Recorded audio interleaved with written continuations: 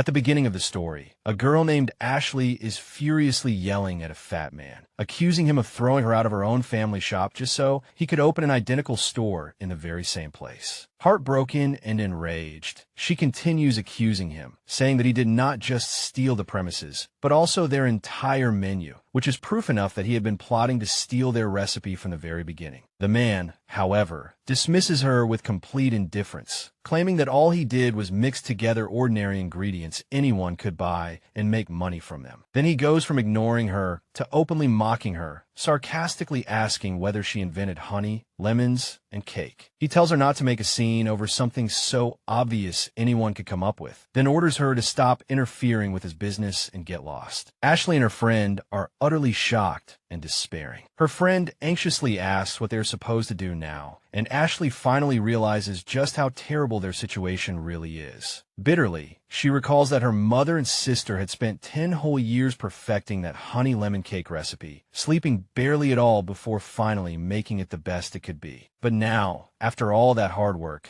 not only has the recipe been stolen with absurd ease, but they are even on the verge of ending up homeless. Driven into a corner, Ashley desperately shouts to the passersby, warning them not to be deceived because this shop is just a fake that stole their original recipe. But her efforts are completely useless. People only want to try the famous cake shop, and without even sparing her a glance, they start lining up in long rows. Watching the crowd ignore her warnings, Ashley feels her heart break. Tears well in her eyes, and she cannot help wondering whether anyone will come to help them at all. Just then, a thunderous noise suddenly rings out, startling the fat man so badly that he even wonders if war has broken out. Ashley, too, is frozen in place by the sudden turn of events. Immediately afterward, a group of elegant attendants dressed in formal attire appear, clearing the way for a dazzlingly luxurious building. That building turns out to be the real Honey Lemon Cake Bakery, and its magnificent doors slowly open to welcome everyone. The man who stole the recipe breaks down on the spot, rushes to the entrance of the new store, and shouts right into an employee's face that they have no business ethics, daring to open an identical shop right beside his, while demanding to see the owner immediately. At that moment, a breathtakingly beautiful blonde lady with the dignity of royalty steps forward and announces that she is the owner, then coldly asks why he wanted to see her. Calm and utterly confident, she asks again what exactly he wants from her. Ashley and her friend are both stunned when they see her. Her friend recognizes her at once. It is Lady Aristina, the noble daughter of a ducal house. Ashley herself works for Aristina. Aristina is famous throughout the entire empire, but for all the wrong reasons. She has an awful reputation, has long been hated by the public, is a frequent subject of gossip columns, and is notorious for ruining every party she attends. Her full name is Aristina Bianca Rossin, daughter of a prestigious ducal family. Because of her reckless behavior, she has been given the nickname the Wicked Woman Who Will Destroy the Empire. But no matter what her reputation may be, she is still the only daughter of a duke whose wealth rivals a nation's, with more money than she could ever possibly know how to spend. And recently, people have started calling her by an entirely new nickname as well. The man confronts Aristina directly, accusing her of using her noble status to steal his business. Aristina merely curls her lips into a cold smirk and throws back at him, word for word, everything he had said to Ashley earlier. She asks him what exactly he is talking about, since she too is merely using ingredients available on the market. Then she mercilessly continues mocking him, asking whether he invented honey, lemons, and cake. She says his complaints are nothing more than unreasonable whining and tells him to get lost and stop interfering with her business, leaving him speechless and completely stunned. Seeing this, Ashley cannot help letting out a small laugh, but she quickly realizes what she has done and is instantly terrified, hurriedly apologizing to her lady. The moment she sees the anger on Aristina's face, panic washes over her, and she realizes she must be out of her mind. To think she dared laugh in front of her, Ashley immediately lowers her head and bows, pleading for forgiveness. In a sharp and frightening tone, Aristina tells her that she has committed an extremely serious offense and asks whether she understands just how gravely she has erred. Ashley keeps begging desperately, but then all of a sudden Aristina's expression changes, and she breaks into a bright, excited smile. Leaning close to Ashley, she says Ashley's real mistake was failing to tell her about this genius business idea sooner. She enthusiastically declares that Ashley's mother is an absolute genius, leaving Ashley completely bewildered. Ashley admits that she has no idea what her lady is talking about. So Aristina slyly replies that if she does not understand,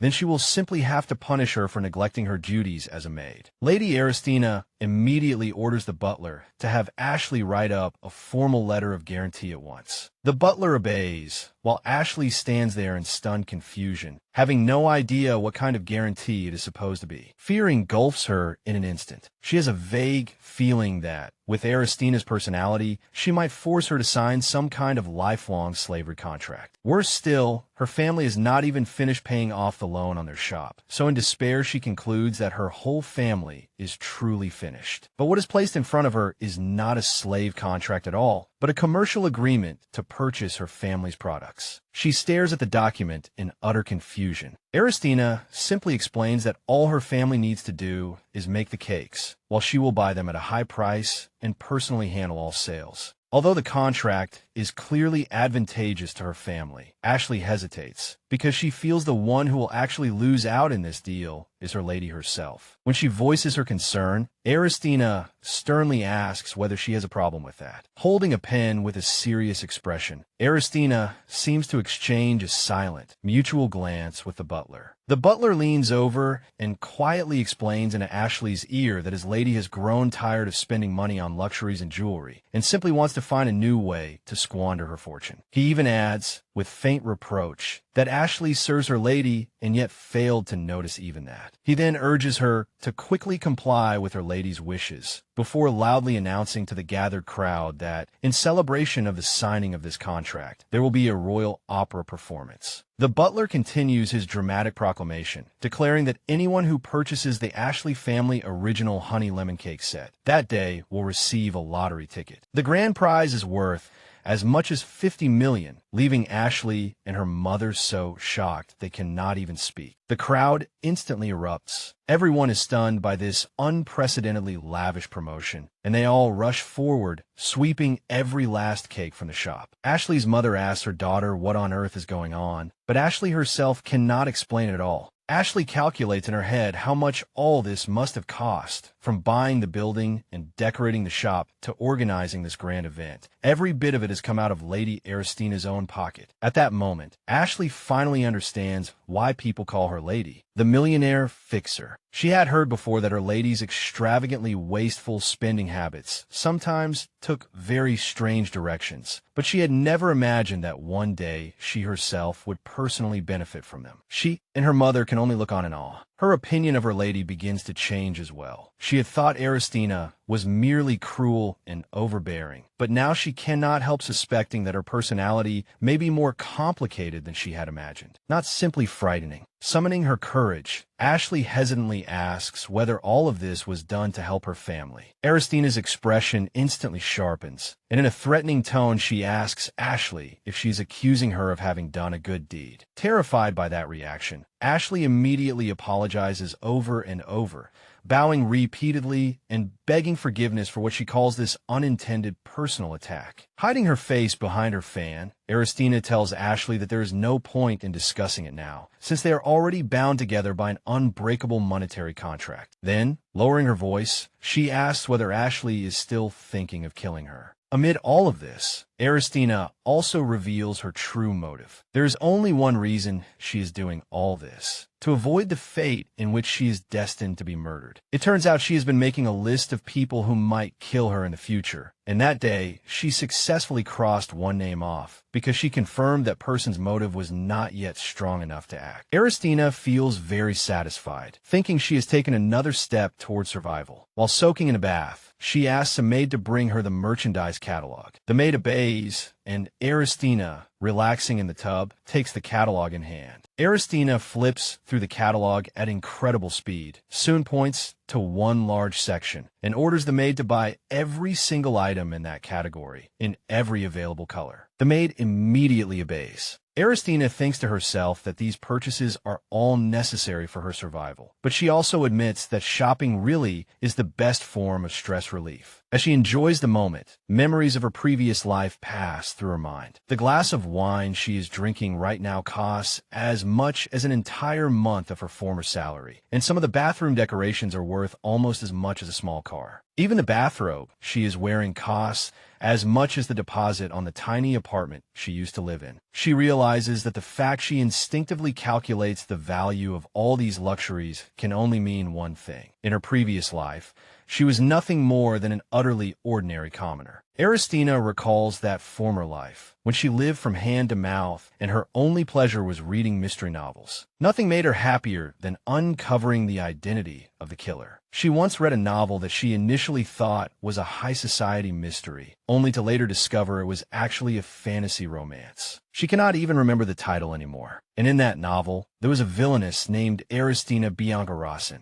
According to the story, Aristina had loved the Crown Prince since childhood, but he did not return her feelings. Instead, the Crown Prince chose the heroine of the story, Celine Hyperion, who was extraordinarily beautiful, intelligent, and graceful. Consumed by burning jealousy, Aristina constantly bullied Celine and ruined her reputation. Then one day, Celine suddenly invited her to a tea party, saying that she wished to ask for forgiveness. At that tea party, Aristina apologized to Celine for everything she had done and even suggested they share a cup of reconciliation and put the matter behind them. Because the reconciliation toast was a sacred ritual sworn before the gods, Celine gladly accepted. By custom, the party asking forgiveness. In this case, Aristina drank first and then Celine would follow. Just as the ritual seemed to be proceeding exactly as expected, Celine suddenly collapsed, showing signs of poisoning, and cried out for help, thanks only to the fact that her personal physician had secretly been following her the entire time. She barely survived. But naturally, all suspicion turned toward Aristina. The guests were furious, believing that anyone brazen enough to poison a reconciliation cup during such a sacred ritual deserved nothing but death. Even though Aristina was not the true culprit, no one believed a single word of her defense. Her father furiously demanded an explanation from her, calling her a complete disgrace. He sharply condemned her, saying that not only had she always been a disappointment, but now she was dragging the entire family name into the mud as well. Just like that, her father abandoned her too, ordering that she be locked away in the detached residence until the imperial court delivered its judgment. Only then did Aristina realize she had been framed. She tried every possible means to gather evidence, hoping to uncover the truth and prove her innocence. But one night, while searching for clues, a mysterious shadow approached her and gave her a fright. She let out a piercing scream that even the servants outside heard. But before she could ever prove herself innocent, she died mysteriously. Back in her previous life, the girl who loved mystery novels had once been obsessed with one question: who killed Aristina? But she soon recalled with annoyance that what she had read was not a mystery novel at all, but a fantasy romance, and so she cursed it for being a complete waste of time. At the time, she had been walking down the street absent-mindedly, thinking about how she was busy working part-time, while the characters in novels spent all day obsessing over romance. She had even wished that some luxury car would suddenly appear in her life. As if in mockery, her wish really did come true. A Mercedes driven by a drunk driver came barreling out, and she thought that was the end of her life. When she opened her eyes, she heard unfamiliar voices around her saying things like this was divine punishment and asking whether they should bury her or burn her. As she wondered whether she was still alive or not, she refused to believe this could really be the end for her. But when she finally came to her senses, she found that the place she was in was neither a hospital nor a street corner. As a maid suddenly approached her, they both screamed in terror at the same time, while the other servants realized that Lady Aristina had awakened and was not dead after all. In confusion, she listened as the maids kept calling her Aristina. When she looked around more carefully, the place felt disturbingly familiar. It was exactly the same as the illustration of the detached residence in the novel. She looked at the calendar and discovered that the date was July 13th, the very day Aristina was murdered while confined there. More importantly, the face in a mirror was exactly the same as the Aristina she had imagined. She finally understood that this was far too vivid to be just a dream, and so she arrived at a horrifying conclusion. She had been reincarnated as the villainess who was about to be killed. While she was still in shock, the maids hurriedly knelt and apologized, explaining that earlier they had thought her heart had stopped and that she had already died, which was why they had spoken so carelessly, and they begged her forgiveness. She felt irritated inside, thinking that out of all the novels she could have been reborn into, why did it have to be a fantasy romance whose ending she had not even finished reading? One question after another started spinning through her head. Why had Aristina died and then come back to life? Now that she had reincarnated into this body, would the original plot still change? Then she suddenly thought of an even more terrifying possibility. If the person who killed Aristina discovered that she was still alive, that person would definitely come back to finish the job. She forces herself to calm down, sorts out her thoughts, and decides that the first step must be to understand the current situation. The facts are clear. First, she is now inside Aristina's body. Second, an unidentified murderer has their eyes on her. Third, this body has made far too many enemies. So many that she cannot even finish listing them, as though there's a long line of people all wishing for her disappearance. Finally, even execution remains entirely possible, making death seem almost unavoidable. No matter how she thinks about it, the bitter irony is impossible to accept.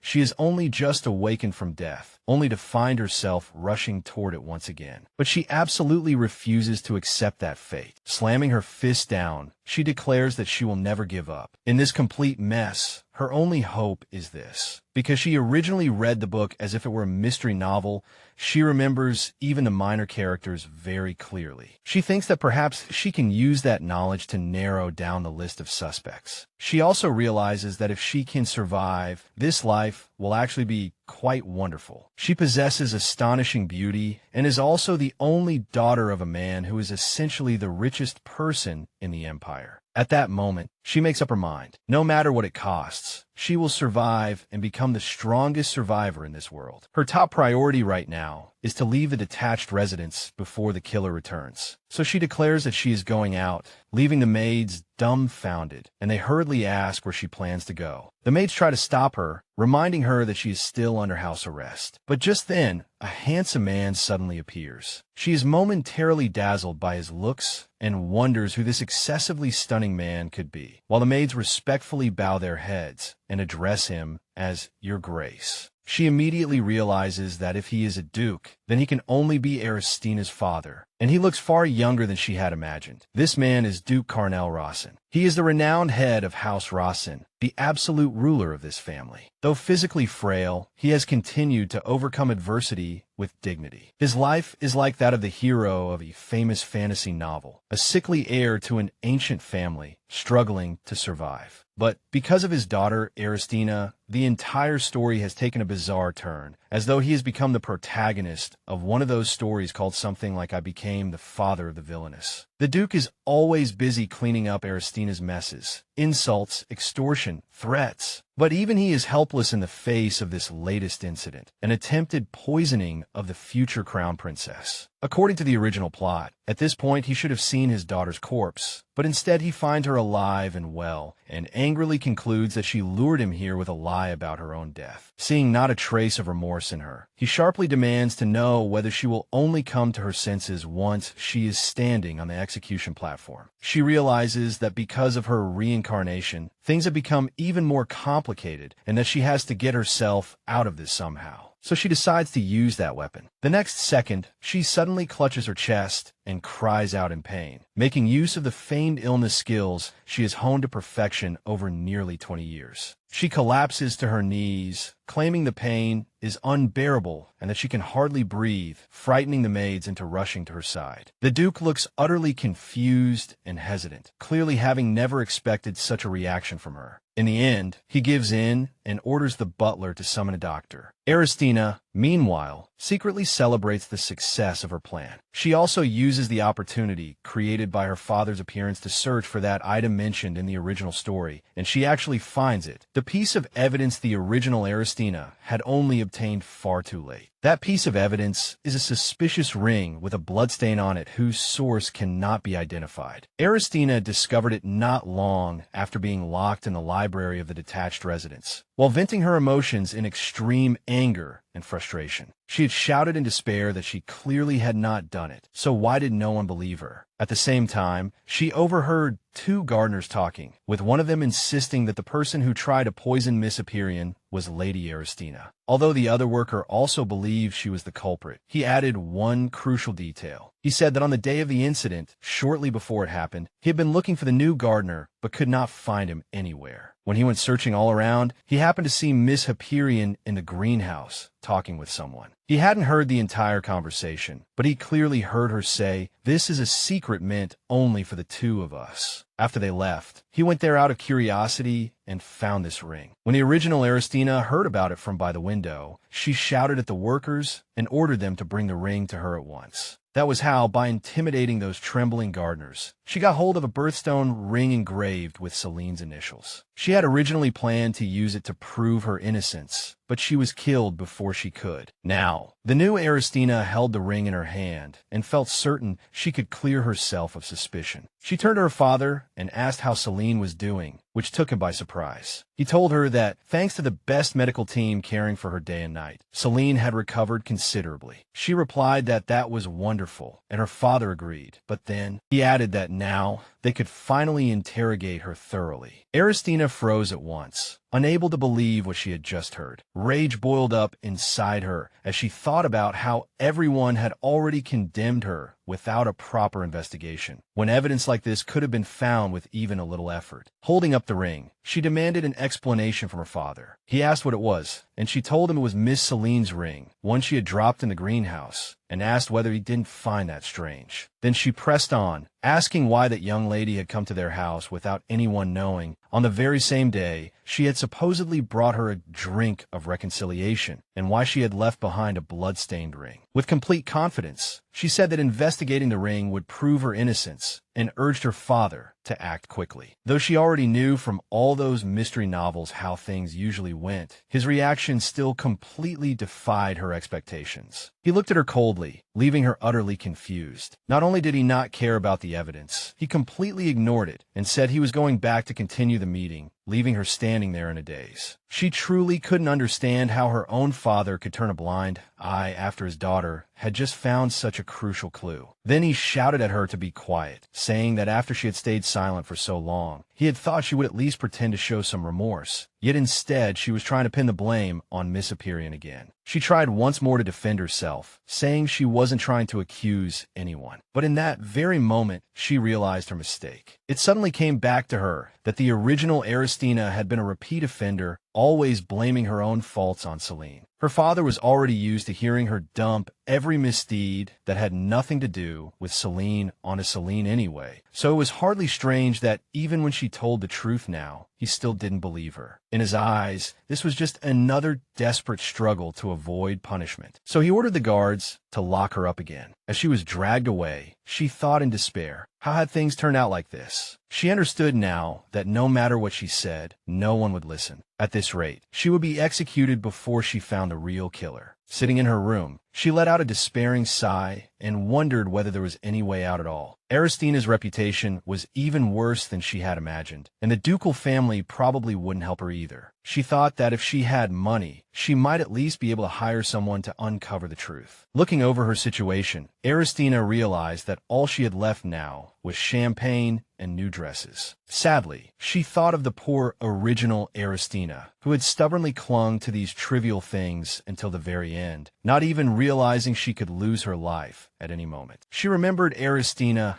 screaming in anger that she hadn't even worn her new dresses yet, while her father had her locked up together with the clothes and her best champagne. She thought of the fate they shared, both of them destined to die miserably. Aristina lifted her wine glass and took a sip, thinking that even if she couldn't comfort the original Aristina, she could at least drink this glass in her honor. Even so, that young lady's life had still been a little better than the hardship-filled life she herself had lived in her previous world. Tears welled in her eyes as she wondered whether there was anyone she could use or anyone she could gain something from to help her out of this dead end. She turned to look at the dress forms in the room and muttered sarcastically that even though the owner of this body had lived so extravagantly, there wasn't a single valuable thing here. Then she began shaking the mannequins wildly, demanding to know whether they had anything she could make use of. The servants whispered among themselves, saying she had probably gone completely mad now that death was near, and that she had gotten drunk after only one sip. Just then, one of the jewelry boxes suddenly opened on its own, startling the servants badly, and they hurriedly swore they hadn't touched it at all. They stared at it in uncertainty, unable to understand how it had opened, because it was protected by magic, and only the young lady herself could unlock it. As for Aristina, she wondered whether the original Aristina's soul was helping her. If that was the case, there might be evidence inside. Pretending that she had forgotten the password, she asked about it, and a maid told her that the password was her birthday, October 31st.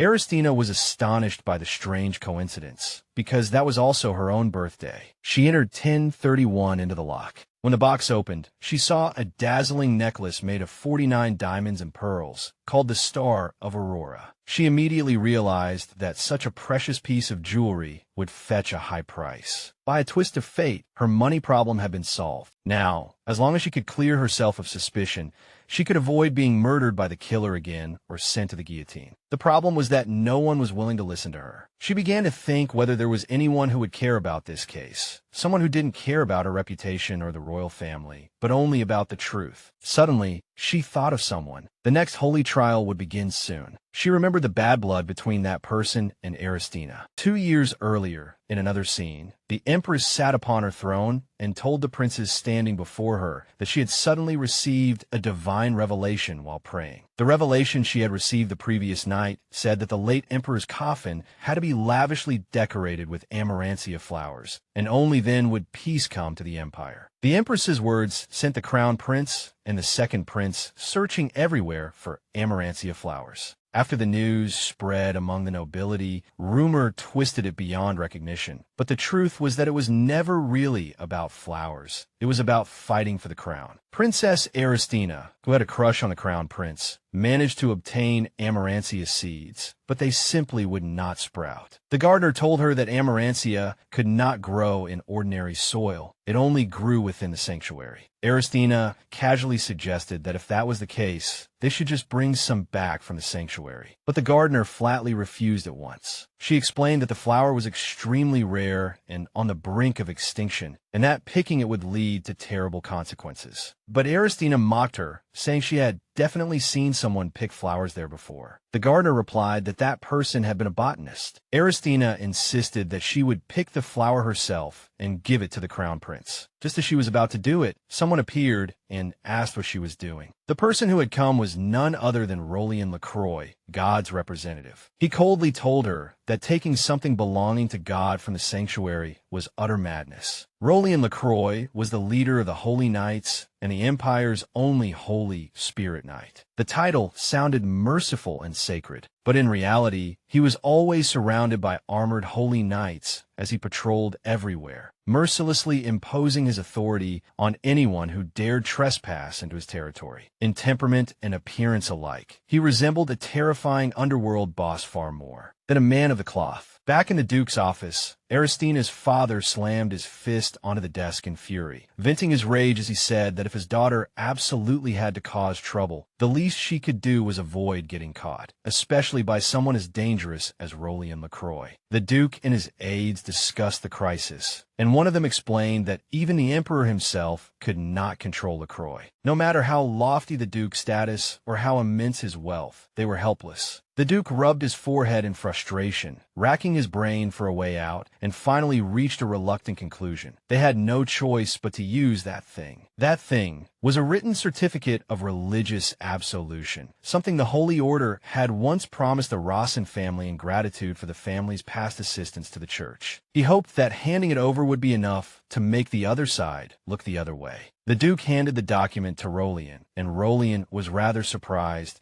not expecting this family to give up such a precious heirloom over something like this. The duke explained that they had no other way to salvage the situation. Rolian then turned his gaze to Aristina, who was standing there with her hands tied, and coldly told her that she should be grateful to have a father willing to sacrifice so much for her. Then he stepped closer, his eyes sharp and threatening, and said he would pray for her and hoped nothing like this would ever happen again. Because if there was ever a next time, there would be no room left for compromise, and she would face holy trial. Holy trial was a harsh judgment carried out under the absolute authority of the Holy Order, and its highest punishment was death by burning at the stake. Aristina thought that in such a trial, power and influence meant absolutely nothing, which was exactly why the original Aristina had desperately wanted to avoid it. But now she realized that such a severe and impartial trial might be exactly what she needed. She concluded that, given Rolian's personality, he would surely uncover the absolute truth with almost ruthless precision. So, as long as she could deliberately provoke a trial, she would ultimately be able to clear her name and avoid execution. She made up her mind, clenched her fists, and decided to pick another flower in order to manufacture a crisis. At the same time, she thought it would be best to prepare a backup plan in case things spiraled out of control. Aristina realized that the first thing she needed to do was figure out how to slip out of this sealed-off estate. She stood in front of the rows of displayed dresses, looking perplexed as she thought about what to do. Suddenly, inspiration struck, and she immediately ordered the maids to bring her paper and a pen, which one of them quickly did. Aristina began writing with complete concentration. After finishing, she secretly felt relieved that this body still retained the muscle memory of refined penmanship and etiquette training. Then she moved on to the second step, picking up the precious star of Aurora necklace. She expressionlessly cut the string, scattering pearls and diamonds all over the floor. She called over 2 maids standing nearby, and they approached in hesitation and shock. Pinching up a pearl, Aristina told them she had a task for them, and whichever one volunteered would receive a precious pearl as payment. The maids were both dumbfounded, unsure whether she was serious. But one of them quietly reminded the other that this had to be an impossible trap, mentioning that the young lady had once slapped a maid just for dusting jewelry she had been given. The other maid immediately thought that made sense and panicked. The maids nervously declined her offer, pretending to be humble as they said they did not covet the young lady's precious jewelry, and that such things were not suited to people of their station. Aristina lost patience and slammed her fist onto the table, making the maids tremble all over and beg for mercy, thinking they had angered her. But Aristina had expected that reaction, so she took out the paper she had prepared in advance and explained that it was an official certificate proving that these pearls were being given to them as a lawful gift, so they would not be held accountable. She also assured them that it bore the official seal of the Rossin family, more than enough to put them completely at ease. The maid swallowed hard and nervously asked what exactly she wanted them to do in exchange for such wealth. Curling her lips into a smile, Aristina pointed at the dresses on display and told them it was very simple. She only wanted them to move these things to a designated place without attracting attention. The scene shifted to the office of Duke Rossin, where someone came to report that Aristina had returned all of her new dresses. One of the aides was deeply suspicious and guessed that she had probably threatened another servant into making a false report. The servant flatly denied it, saying he had seen it with his own eyes. The maids really were loading all her new dresses onto a carriage. The aides watched the carriage leave from the window, too stunned to speak, remarking that this was completely unprecedented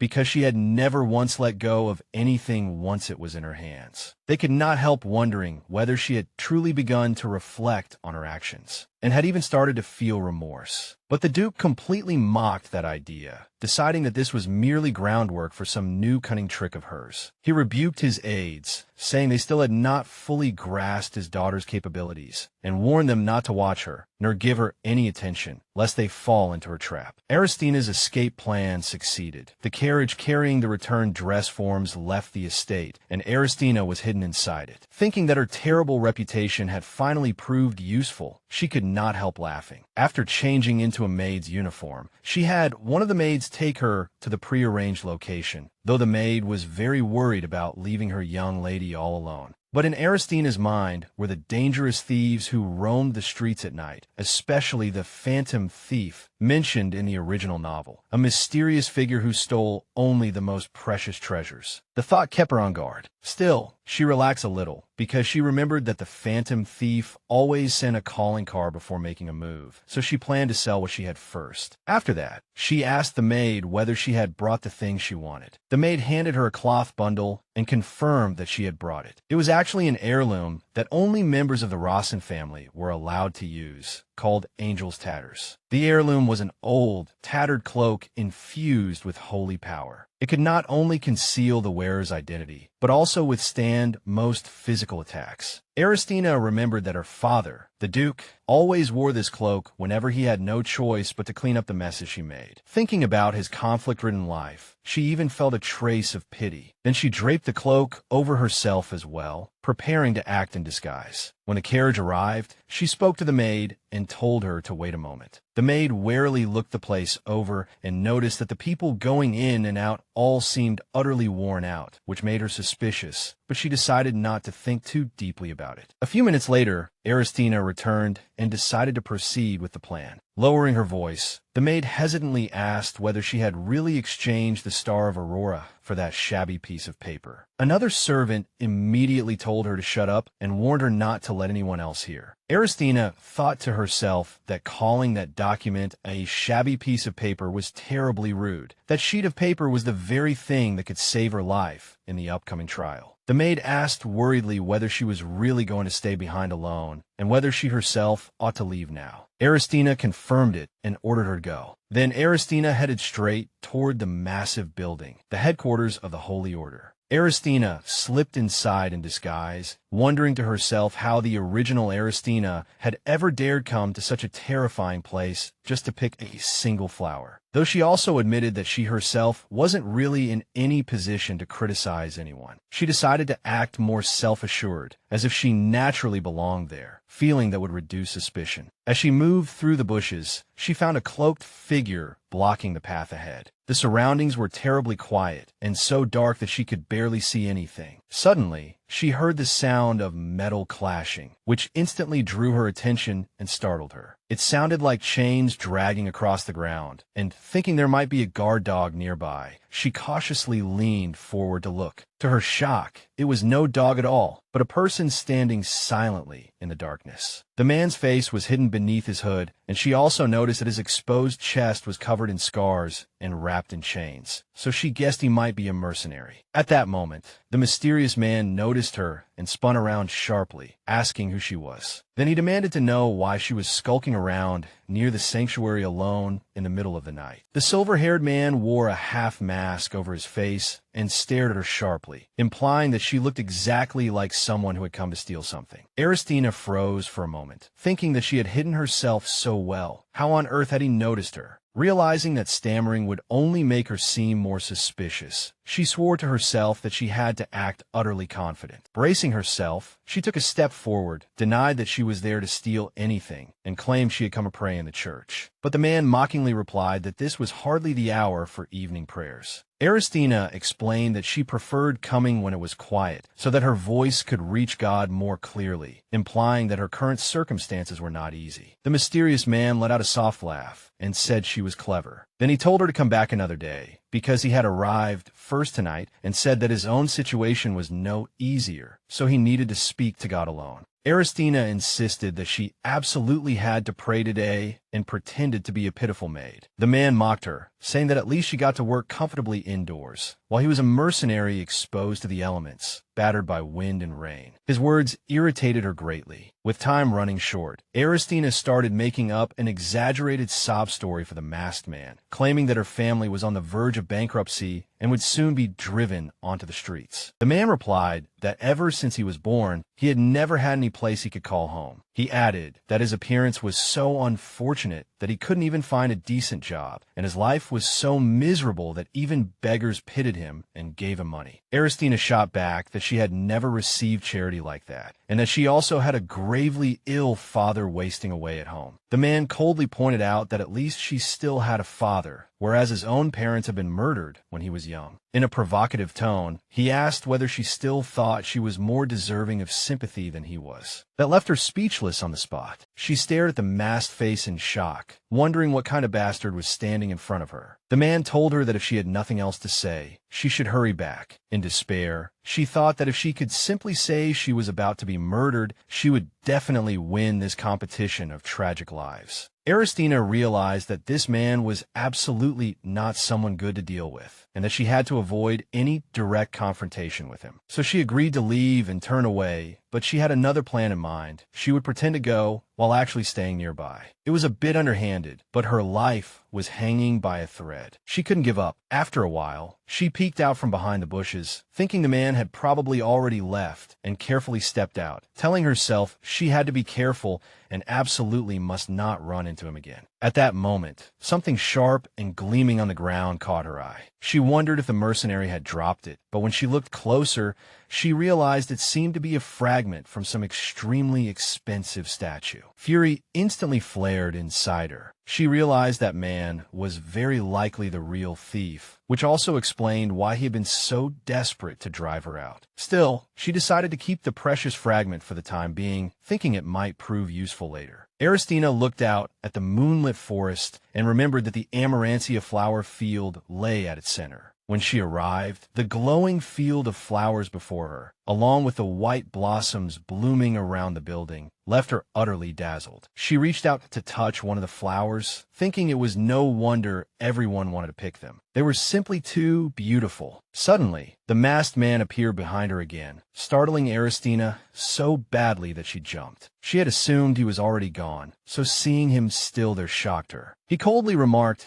that she had not disappointed him after all, grabbing her at once. He declared that thanks to her, all he had to do was report an intruder to collect a reward. She struggled desperately, trying to stop him. She told him firmly that if she were afraid of punishment, she would never have done this in the first place. Cutting him off, she explained that the point was not that at all, and even asked him to wait until she had picked the flowers before reporting her, rather than doing it now. The man looked at her in confusion. Meanwhile, Aristina was calculating that once she picked the flowers, she would definitely face severe punishment, and that was exactly what she wanted, to infuriate the Holy Order and receive the harshest sentence possible. The man asked in disbelief whether she had lost her mind to make such a request. He concluded that only one kind of person would actively ask to be punished, and ignoring her plea, decided to go call the guards. Aristina shouted a warning at him, saying that if he rang the bell, he would lose 10 million barrels. Looking at her, the man asked what she meant. She admitted frankly that her real objective was not to pick the flowers at all. She explained that her goal was to undergo a holy trial personally overseen by Lord Rolian LaCroix, which left the man stunned. He asked whether she had any idea how cruel that trial was. She confirmed that she did, but added that she also knew that man valued only the truth, meaning he would always stand on the side of the victim. She explained that she absolutely had to meet him, but as a maid, there was no way she could approach someone of his status. The man immediately guessed that she was planning to get herself caught on purpose. Aristina admitted he was right and told him to do the math himself. Instead of taking a tip-off reward that might not even amount to 1 million barrels, she was willing to offer him a far better deal. She claimed she possessed a story that would shock the entire nation. If she could safely reach the tribunal, and if he became her sole witness, he could make a fortune, status, and reputation. Aristina began painting a picture of how much money he could make by selling his testimony. She also pointed out that he looked healthy enough to live a long life, and urged him to start preparing for the future while he still could. Suddenly, the man burst into laughter, admitting that he had not laughed so heartily in a very long time. Aristina, meanwhile, just stood there in a daze, hardly believing it. Once he had calmed down, he agreed to pretend he had seen nothing and said he was very interested in hearing the story she had mentioned. Hope immediately lit up Aristina's face. Turning to leave, the man mockingly wished her luck and called her a pitiful maid. After he left, Aristina finally let out a long breath of relief. She had been worried that her plan might fall apart before it even began. Then, brimming with confidence, she picked the amaranthia flower. Once she was ready, she seized the bell rope and gave it a hard pull, and the clear, ringing peal instantly echoed across the entire area. The voices of the guards immediately rang out as they demanded to know who the intruder was. Birds burst into the air in alarm, while Aristina stood there with a sly smile and declared that her performance had begun. The next day, in the Holy Order's tribunal, the crowd's whispers were filled with condemnation of Aristina. They said that mixing attempted poisoning with the theft of a sacred relic was utterly shameless, and they could not understand what gave her the audacity to summon Miss Celine as a witness. Meanwhile, Duke Rossin was reading a letter his daughter had written to him. In it, she said she had found a way for both of them to survive and asked him to attend the holy trial in person, promising that he would understand once he saw it. He was utterly shocked, unable to comprehend how things had come to this. Aristina stood confidently in the center of the hall, while her father looked at her and found her groundless confidence baffling. After the jury entered, Miss Celine of House Aperion was announced next. She walked in with a calm expression. The crowd was full of sympathy for Celine, noticing that she had grown much thinner than before and praising her kind heart. In stark contrast stood Aristina, regarded by all as a wicked woman, despised by everyone, while Celine was beloved. Standing beneath the lights, Celine swore before God that she would vote justly and fairly. Watching her, Aristina thought that if Celine really was the mastermind, she should not have come here in person. She began to wonder whether Celine was truly innocent or simply had something to rely on. In the end, she concluded that once Rolian arrived, the truth would naturally come to light. The doors opened, and his lordship's arrival was announced. Aristina had prepared, according to plan, to prove her innocence, and was just about to bow in greeting when Rolian coldly cut her off and ordered her to skip the formalities. She froze on the spot, realizing that things probably would not go as smoothly as she had imagined. Rolian fixed her with a sharp, terrifying gaze, reminding her to remember his name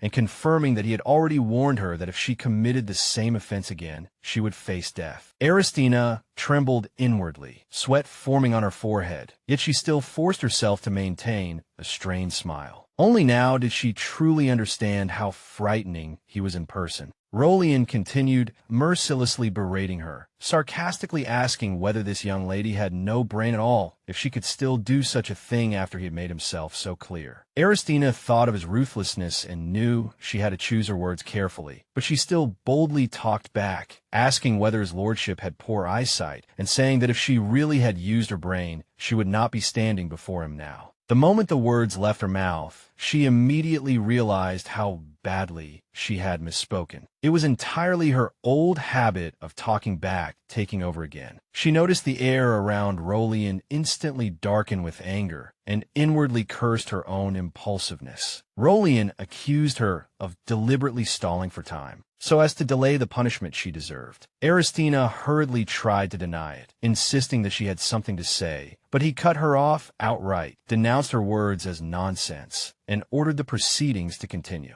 Rolian coldly declared that he had already reached a conclusion regarding this case of sacrilege. Those words sent a chill through Aristina, only 3 minutes into the trial, and he was already about to pass judgment. Aristina knew very well that even the slightest hesitation at a moment like this would mean certain defeat. So she sprang to her feet, refusing to accept what was happening. Then, dropping to the floor in a forceful slide to her knees, she bet everything on one desperate move and shouted his lordship's name at the top of her lungs. Her sudden action left everyone stunned. Although her knees hurt badly, she felt she had successfully regained the initiative, and she had indeed caught Rolian off guard for a moment, leaving him staring at her in surprise. She swore to herself that if no one was willing to listen to her, then she would force everyone to. Drawing inspiration from the Holy Scriptures, Aristina decided to borrow the power of the gods at this critical moment to gain the upper hand. Holding up a cloth bundle high for all to see, she boldly proclaimed that she had received an oracle, and that this piece of evidence had been bestowed upon her together with that divine revelation. She demanded that the court thoroughly investigate it. At that moment, Aristina understood at once that she had to play the strongest card in this world. The word of God was absolute law. That was the secret behind the Empress's power, and precisely for that reason, Rolian, as God's messenger, could not ignore a divine revelation. With a mocking tone, Rolian asked how someone like her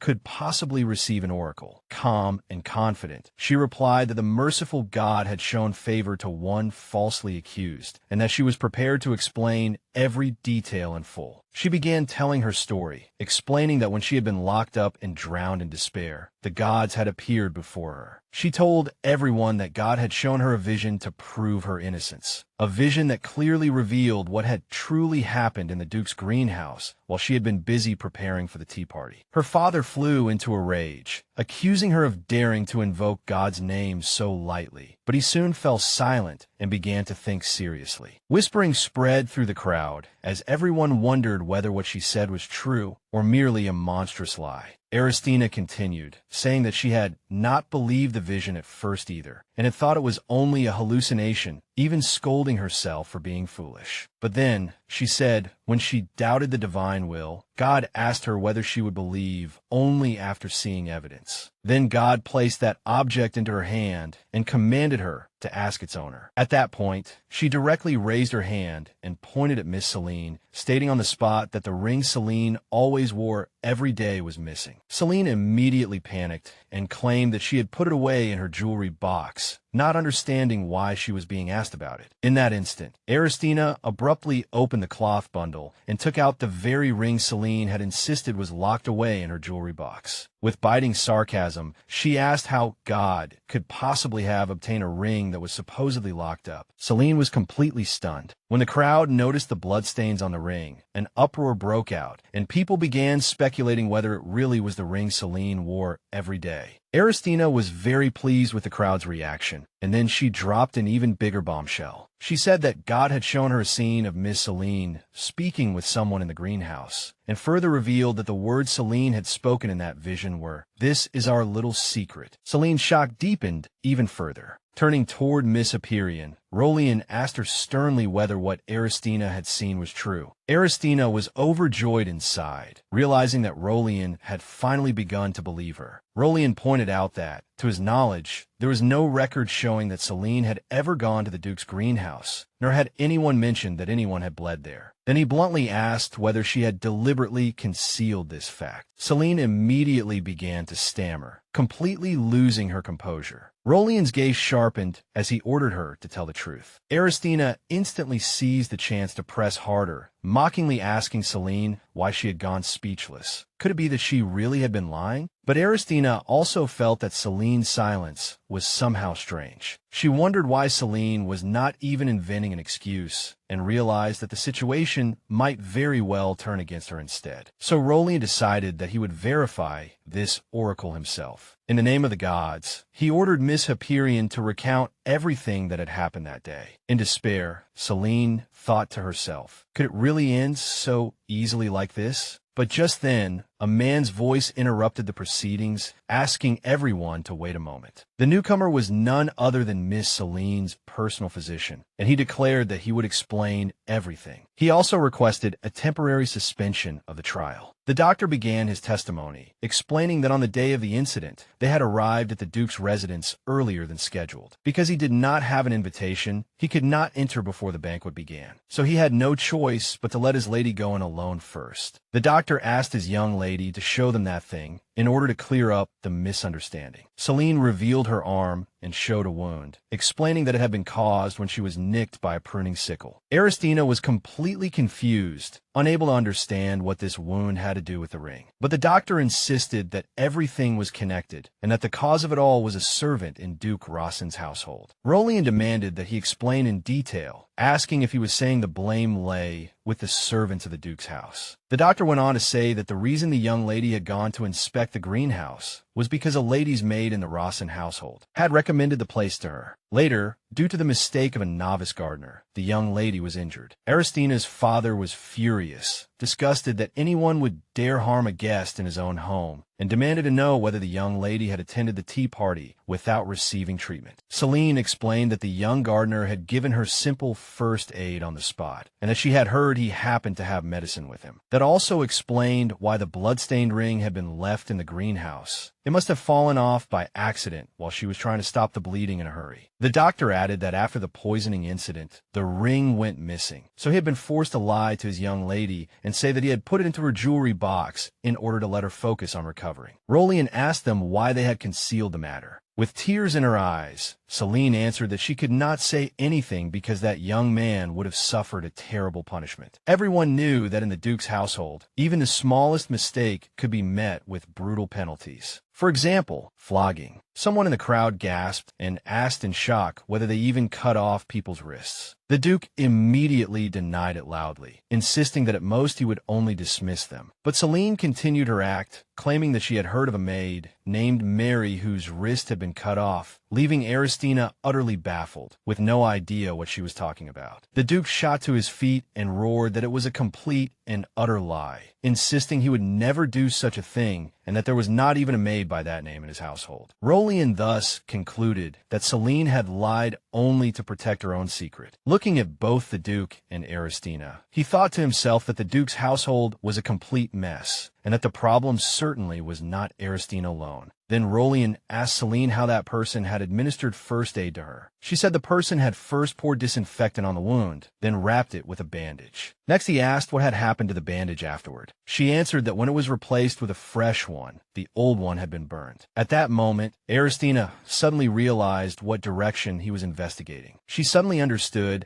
that poisoning did not necessarily have to be done through food. If a slow-acting poison were used, it would be difficult to trace the real cause. She immediately thought of a special substance. Once it came into contact with blood, it would turn into a potent toxin, something like curare. The Duke asked her in surprise how she knew such things. Cheerfully, she replied that she loved studying toxicology. Then she hurriedly corrected herself, saying that she merely liked reading books about poisons, while everyone around her looked at her strangely. Picking up from there, Rolian said that he too had heard of a similar poison, though under a different name, one often used by foreign tribes on arrowheads. He explained that this poison was harmless under normal circumstances, but once mixed with blood, it became highly toxic, causing paralysis and respiratory failure. The doctor cried out on the spot, saying that those symptoms were exactly the same as those his lady had shown at the time. Fear instantly engulfed both the doctor and Celine. They had finally realized that they had been deceived by an imposter. Aristina, on the other hand, excitedly announced at the top of her voice that she had been right. She ordered her father to bring in that novice gardener at once, but quickly stopped herself because she realized the true mastermind was usually someone else. She therefore concluded that the lady's maid who had directed Celine to the greenhouse was equally suspicious. Someone asked Celine whether she remembered what that maid looked like, but she said all the servants wore the same uniform, and the only thing she still remembered was that bottle of disinfectant. A flash of inspiration struck Aristina, and she immediately told Celine to draw the shape of the bottle. Celine was asked to draw what the medicine bottle looked like. The Duke, puzzled, asked what the point of that was. Aristina confidently declared that with this sketch, she would find the real culprit in a clean and lawful manner. Although progress had been made, Rolian still insisted that she were the Holy Order's restraining device, an invisible shackle that could only be undone with holy power, which made her feel that she was still being treated like a criminal. The next day, at Duke Rossin's residence, a young gardener cursed his rotten luck as he worked. He was grumbling that he could only do such menial work, and that even though he had done everything exactly as instructed, he still had not received the rest of the money. While distracted, he suddenly bumped into something and fell flat onto the ground. Looking up, he was shocked to find a knight standing in the greenhouse. The knight apologized for having run into him. Panic instantly surged through him, and he could not help wondering whether these people had heard him muttering to himself just now. At that moment, Lady Aristina appeared before him, frightening him out of his wits. He had assumed she was already imprisoned by the Holy Order, simply waiting to be executed. Stammering, he warned that this was a dangerous place, and that it would be terrible if she got hurt. Aristina noticed that the gardener was bleeding, and said the wound needed medicine quickly to prevent infection. Then, with perfect composure, she took out a bottle of medicine. The moment the gardener saw that bottle, he was terrified out of his mind. It was the exact same kind of bottle he had used. He could not fathom where she had gotten it, because he was 100% certain that he had already disposed of it. Aristina directly called him by his full name, Noah Meyer, and asked why he looked so startled, while confirming that this was the very medicine he had used to treat Celine. Then, wearing a frightening smile, she announced that it was time for the follow-up treatment. Only then did Noah realize he had been exposed, and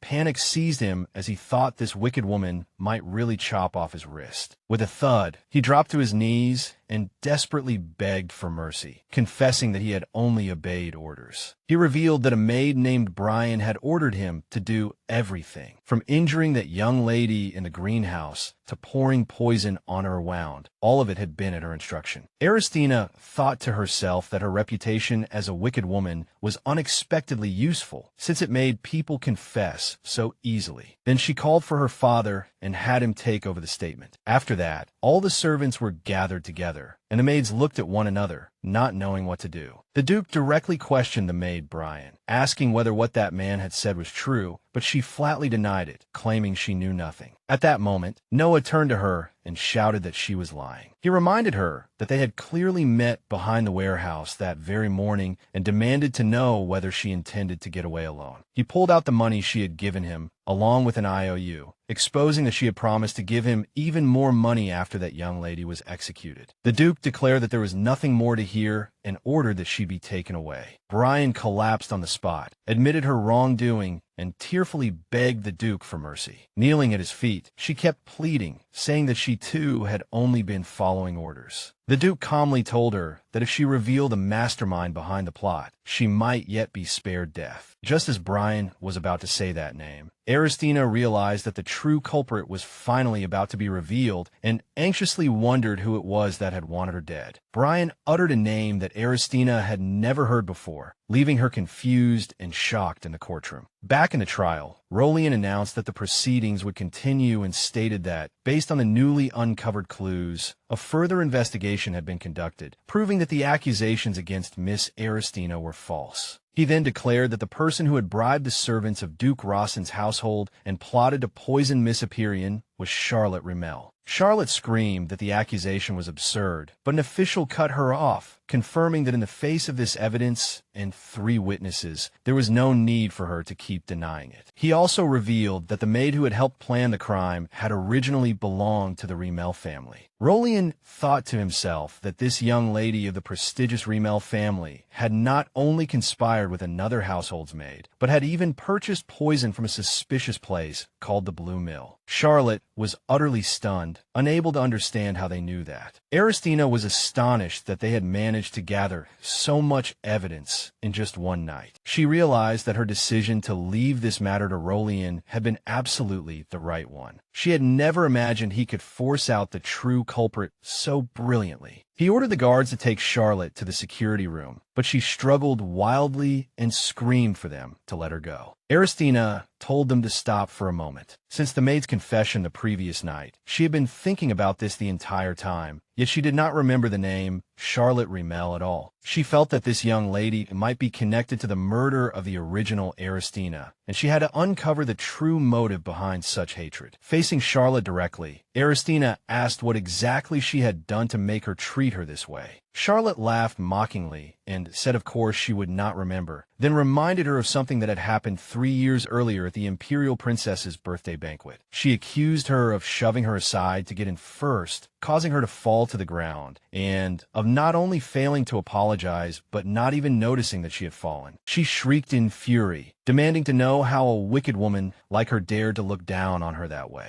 Aristina was speechless for a moment, having no idea what this woman was even talking about. Charlotte had actually bribed a child to poison Celine and framed her just because she had fallen once. Even if the original Aristina had been no saint, such a motive was far too trivial to match a crime this severe. Even stranger, everyone around them seemed to think this was perfectly normal. Aristina felt a deep disgust toward this place and understood that if she wanted to survive here, she would have to become stronger. She slapped Charlotte hard across the face and resolved that if she wanted to stay alive, she had no choice but to grow stronger. She told her that if this was revenge directed at her, she might at least understand it. But what had Celine done wrong? Celine had nearly lost her life. If treatment had been delayed any longer, she would have died. She shouted at Charlotte, demanding to know how she could try to kill a completely innocent person over something so insignificant. Aristina was beside herself with rage, calling her trash unworthy even of redemption. But Rolian revealed that there was another reason behind all this. The investigation showed that many employees of the Rimmel family had been dismissed along with that maid. The reason was that the family was facing a serious financial crisis, and their only hope was to make their daughter a strong candidate for crown princess. But later, word spread that the position had already been promised to Miss Aperian, so the Rimmel family planned to eliminate both of them in one stroke. Rolian told Charlotte that because she had disregarded the value of others' lives, she would face the punishment she deserved. She broke down on the spot, crying and begging for mercy, screaming that she did not want to die and would do anything. Then the heavy doors slammed shut behind her. The crowd began to wonder whether Aristina was truly innocent, and Rolian announced that they would now proceed to the remaining sentencing portion. He explained that even if her purpose had been to uncover the poisoning case, taking the holy relic without permission was still a grave crime, and she could not avoid severe punishment. Aristina's father tried to step in and requested the right to defend her, but Aristina stopped him, declaring that if she had committed a crime, she ought to be punished according to the law. Her father was stunned by her response, but with a smile, she added that she had not blasphemed against the gods, then produced a document. It was a letter of appointment from the Academy of Rare Plants, stating that Miss Aristina Bianca Rossin had been appointed honorary dean of the Academy. The Academy was responsible for researching the Amaranthia flower along with 33 other endangered plants, and the document also bore the signature of the Imperial Academy's president. Aristina remembered the maid mentioning that botanists had once come to gather those flowers, so she looked into it and discovered that for research purposes, flower specimens could indeed be collected from the Holy Order. She explained to Rolian that under the regulations, collecting plants for research was considered an exception. He coldly asked when exactly she had become the Academy's dean. She replied that she had made a small contribution to the development of imperial botany using the Aurora Star necklace, so they had immediately granted her the title of honorary dean. She added that she had merely picked a single flower stem on behalf of the Academy scholars. So what exactly was the problem? Rolian was so taken aback by her thorough advanced preparations that he could only helplessly announce that they acknowledged Miss Aristina Rossin to be not guilty. Aristina thanked him, then asked him to remove the restraints on her as well. Rolian reluctantly agreed and told her to follow him to the church. As he removed her shackles there, Aristina wondered to herself whether this really had to be done this way. Rolian told her that the restraints were powerful and had to be undone directly with holy power. While he carried out the ritual, Aristina looked at him and thought that he really did resemble a messenger of God. Suddenly, she caught sight of scar on his chest and could not help wondering whether it was the holy mark possessed by God's representative. But then she remembered that the holy mark was supposed to be secret and invisible to others. She could not understand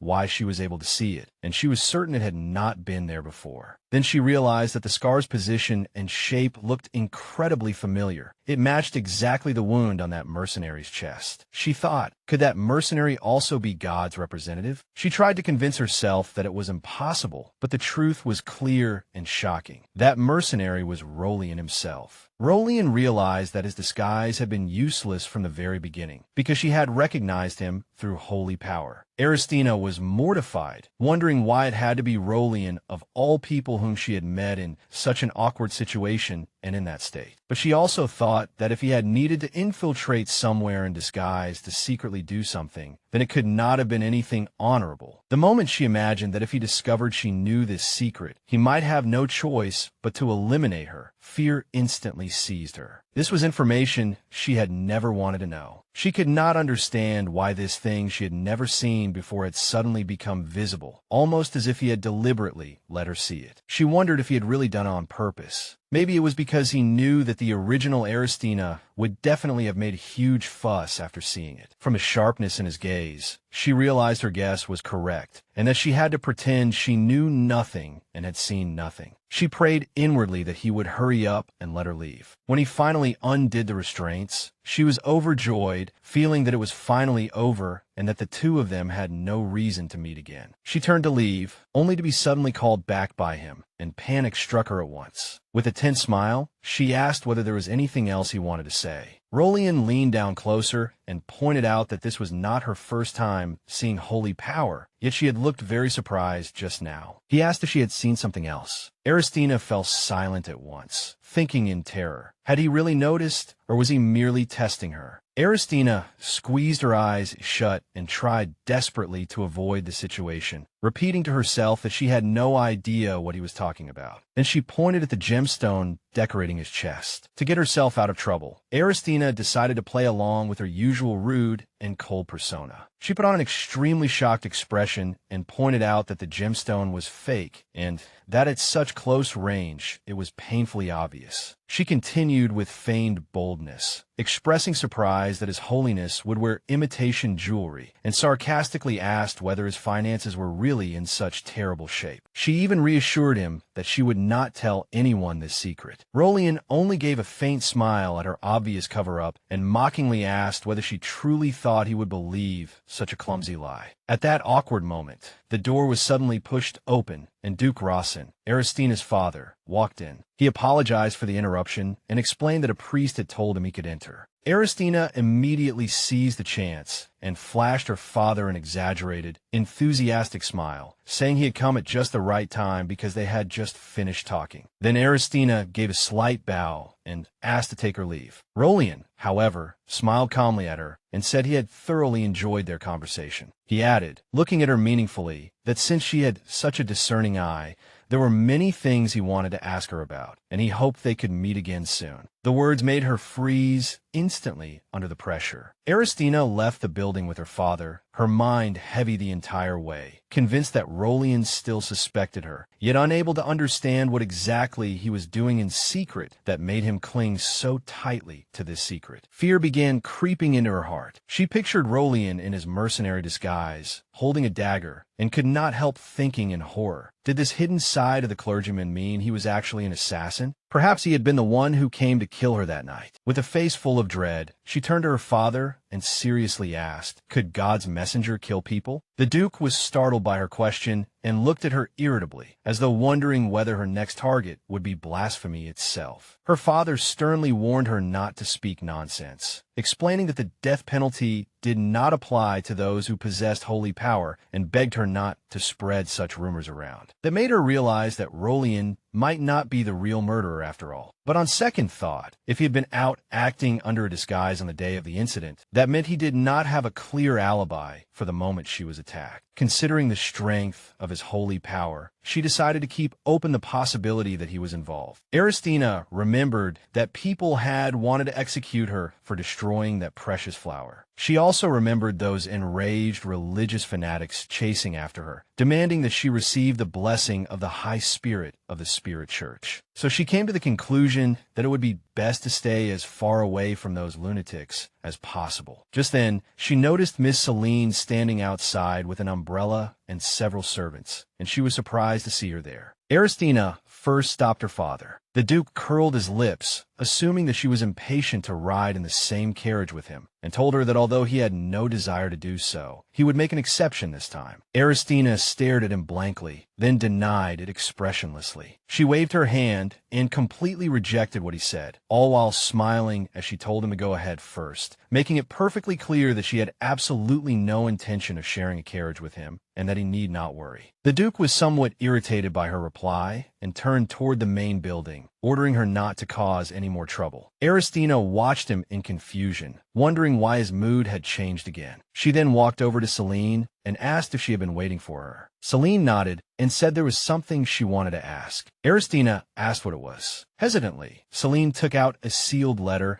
and asked whether the offer of reconciliation she had given her at the tea party that day had truly been sincere. Aristina answered calmly and firmly that she had already told her before that her intentions were genuine, though she knew Celine might not necessarily believe her. Celine lowered her head slightly and said she understood. Suddenly, a radiant smile bloomed across Celine's face, and tears glimmered in her eyes, clearly showing how relieved she was to hear those words. This caught Aristina somewhat off guard. Celine handed her the letter and said that though it was a little late, she still wanted to give her a return gift for that day's tea party. Aristina opened the letter and found inside an admission ticket to Celine's private tea salon, the Tranquil Salon. She thanked her sincerely and promised that she would definitely go. With a gentle smile, Aristina bid Miss Celine farewell, thinking to herself that clearing up misunderstandings with the heroine of the story really did bring a rather nice outcome. Celine waved to her with a bright smile and said that no amount of money could buy that ticket, and that she would eagerly await her arrival. Later, in the main building of Duke Rawson's estate, Aristina sat in the office listening to the steward's report. The steward asked whether she had summoned him. She nodded and asked what had become of those criminals in the end. The servant explained that Charlotte Remel had not acted alone. Her parents had also been involved. Since their scheme had almost implicated the imperial family, there was absolutely no chance they would escape the death penalty. Aristina then asked about the other accomplices. He told her that the gardener had been killed while attempting to flee, and the maid in charge of etiquette had taken her own life using the same poison involved in the case. Aristina thought that this could not be called a happy ending for anyone, but she still felt relieved that at least she no longer had to worry about them causing trouble for her in the future. Then she told the servant to bring her the case records, and he immediately complied. Aristina began leafing through the documents and concluded that aside from the Remel family, no one else appeared to be involved. Even so, she sank into thought, wondering who the other person had been that had sneaked in that night to kill her. Aristina realized that unlike the main building, the annex had no protective magic. Since the murderer had chosen to strike precisely while she was being detained, it had to be someone who knew that fact very well. As she wrote with her pen, she pondered the fact that the person had gone to such lengths to find her, even risking the death penalty to get rid of her, meant that either they had an urgent reason to kill her as quickly as possible, or they harbored a very deep hatred for her. She was certain that whichever it was, that person would definitely come for her life again. So before that happened, she had to compile a list of suspects first. Meanwhile, in the Duke's office, her father was thinking that this crisis had finally been resolved safely enough. For some reason, he had originally intended that if she were truly found guilty, he would hand everything over to a branch family as atonement for her crime. The Duke reflected and frankly admitted to himself that he had been convinced his daughter was the culprit, and he could not help but wonder whether that meant she was not quite as hopeless as he had thought. Even so, as he stood behind his desk, he still came to the conclusion that she lacked the ability to lead the family. He made up his mind to reach a clear decision about the matter of the heir as soon as possible, and thought of a little boy from a collateral branch. Although the child had been born after his father's death and was a posthumous son, in the Duke's view he was still quite suitable as a candidate for heir. Later, as the Duke walked through the palace's broad corridors, when he came back to himself, he realized that he had unconsciously arrived in front of Aristina's room. When he looked inside through the slightly open door, he was struck by the bright light pouring from within, and, in a daze, even wondered where that light was coming from. The shock was immense. When he saw Aristina sleeping quietly on the sofa, surrounded by glowing, ethereal figures, he suddenly realized that they were the spirits of the family's great ancestors. The Duke stared at the scene in astonishment as those spirits looked upon her with pride and affection. He was utterly bewildered, unable to understand why the spirits of the ancestors, who usually appeared only before the legitimate heir, had come specifically to Aristina's side. The Duke rubbed his eyes, thinking he must be too tired and was hallucinating. But when he looked again, the spirits had already vanished, so he concluded that he really must have imagined it. At the same time, Aristina turned over in her sleep and muttered softly that she was cold. The Duke noticed a blanket lying beside her, and out of a momentary sense of pity, cursed under his breath, "Idiot," and reached out to cover her with it. But the instant his hand moved, he abruptly stopped and asked himself in disgust what on earth he thought he was doing. As if struck by lightning, the Duke recoiled in horror, unable to believe that he had just wanted to cover Aristina, that infamous young lady, with a blanket, as though she were some maid, beggar, or even a hunting dog. At that awkward moment, the Duke's attendant suddenly appeared in the doorway and asked in confusion why he was there so late. Had he come to see the young lady? The Duke immediately stammered out a denial, claiming that he had merely been about to leave. Aristina remained immersed in peaceful, deep sleep, while the Duke thought that she should sleep as much as she could for now, because once that letter bearing the royal seal arrived, she would soon make a huge scene over having to go to the palace. As the morning light rose, Aristina opened her eyes and rubbed her forehead irritably, wondering when exactly she had fallen asleep. She remembered having a terrible nightmare in which the servants surrounded her and, with threatening looks in their eyes, told her that their revenge was not over, so they would never let her leave this world so easily. She had also dreamed that the maids, all smiling, intended to strangle her with ribbons and ropes. So she muttered gloomily that it was miserable to have to worry about her life, even in her dreams. Even in her dreams, it was like that. Aristina let out a deep sigh, wondering just how the original Aristina had managed to make so many enemies. Just then, the maids rushed into the room in a panic, apologizing over and over, thinking they had woken her. They began crying and begging for mercy, promising they would never gossip again. Only then did Aristina realize that this situation could not continue, and that her first step had to be improving her relationship with the servants. She calmly raised a hand for silence and told them to listen to her. With a gentle expression, she told them that after everything that had happened, she had seriously reflected on herself and sincerely promised that she would never bully them again. She even apologized for everything in the past, but the maids misunderstood her sudden kindness. They all threw themselves to the floor, wailing that they were too foolish to understand her profound intentions. In terror, they wondered if they had committed some even greater mistake and kept pleading with her to spare their lives. Aristina stood there completely dumbfounded, despairing at the thought that this was never what she had intended, and that her attempt at reconciliation had failed utterly instead. In the midst of all that chaos, the steward suddenly entered, asking permission to come in and conveying that the Duke wished to see her. He told her that the Duke wanted her to join him for tea. Sitting across from him, Aristina was full of confusion, secretly wondering why he had suddenly invited her, especially since she remembered that the Duke had always hated spending time with his daughter. Setting down his teacup, the Duke explained that the Crown Prince had personally sent over a letter, saying he hoped to ease the tension between the royal family and the Duke's house after the recent uproar. He then pushed the sealed letter toward her. Aristina stared at it, a powerful interest rising in her heart as she realized that what she had been waiting for had finally arrived. She recalled what she had done last night, going through the list of suspects and picking out only those with both the ability and the cunning to commit a perfect crime. Thinking back over the most likely candidates, Aristina had ultimately concluded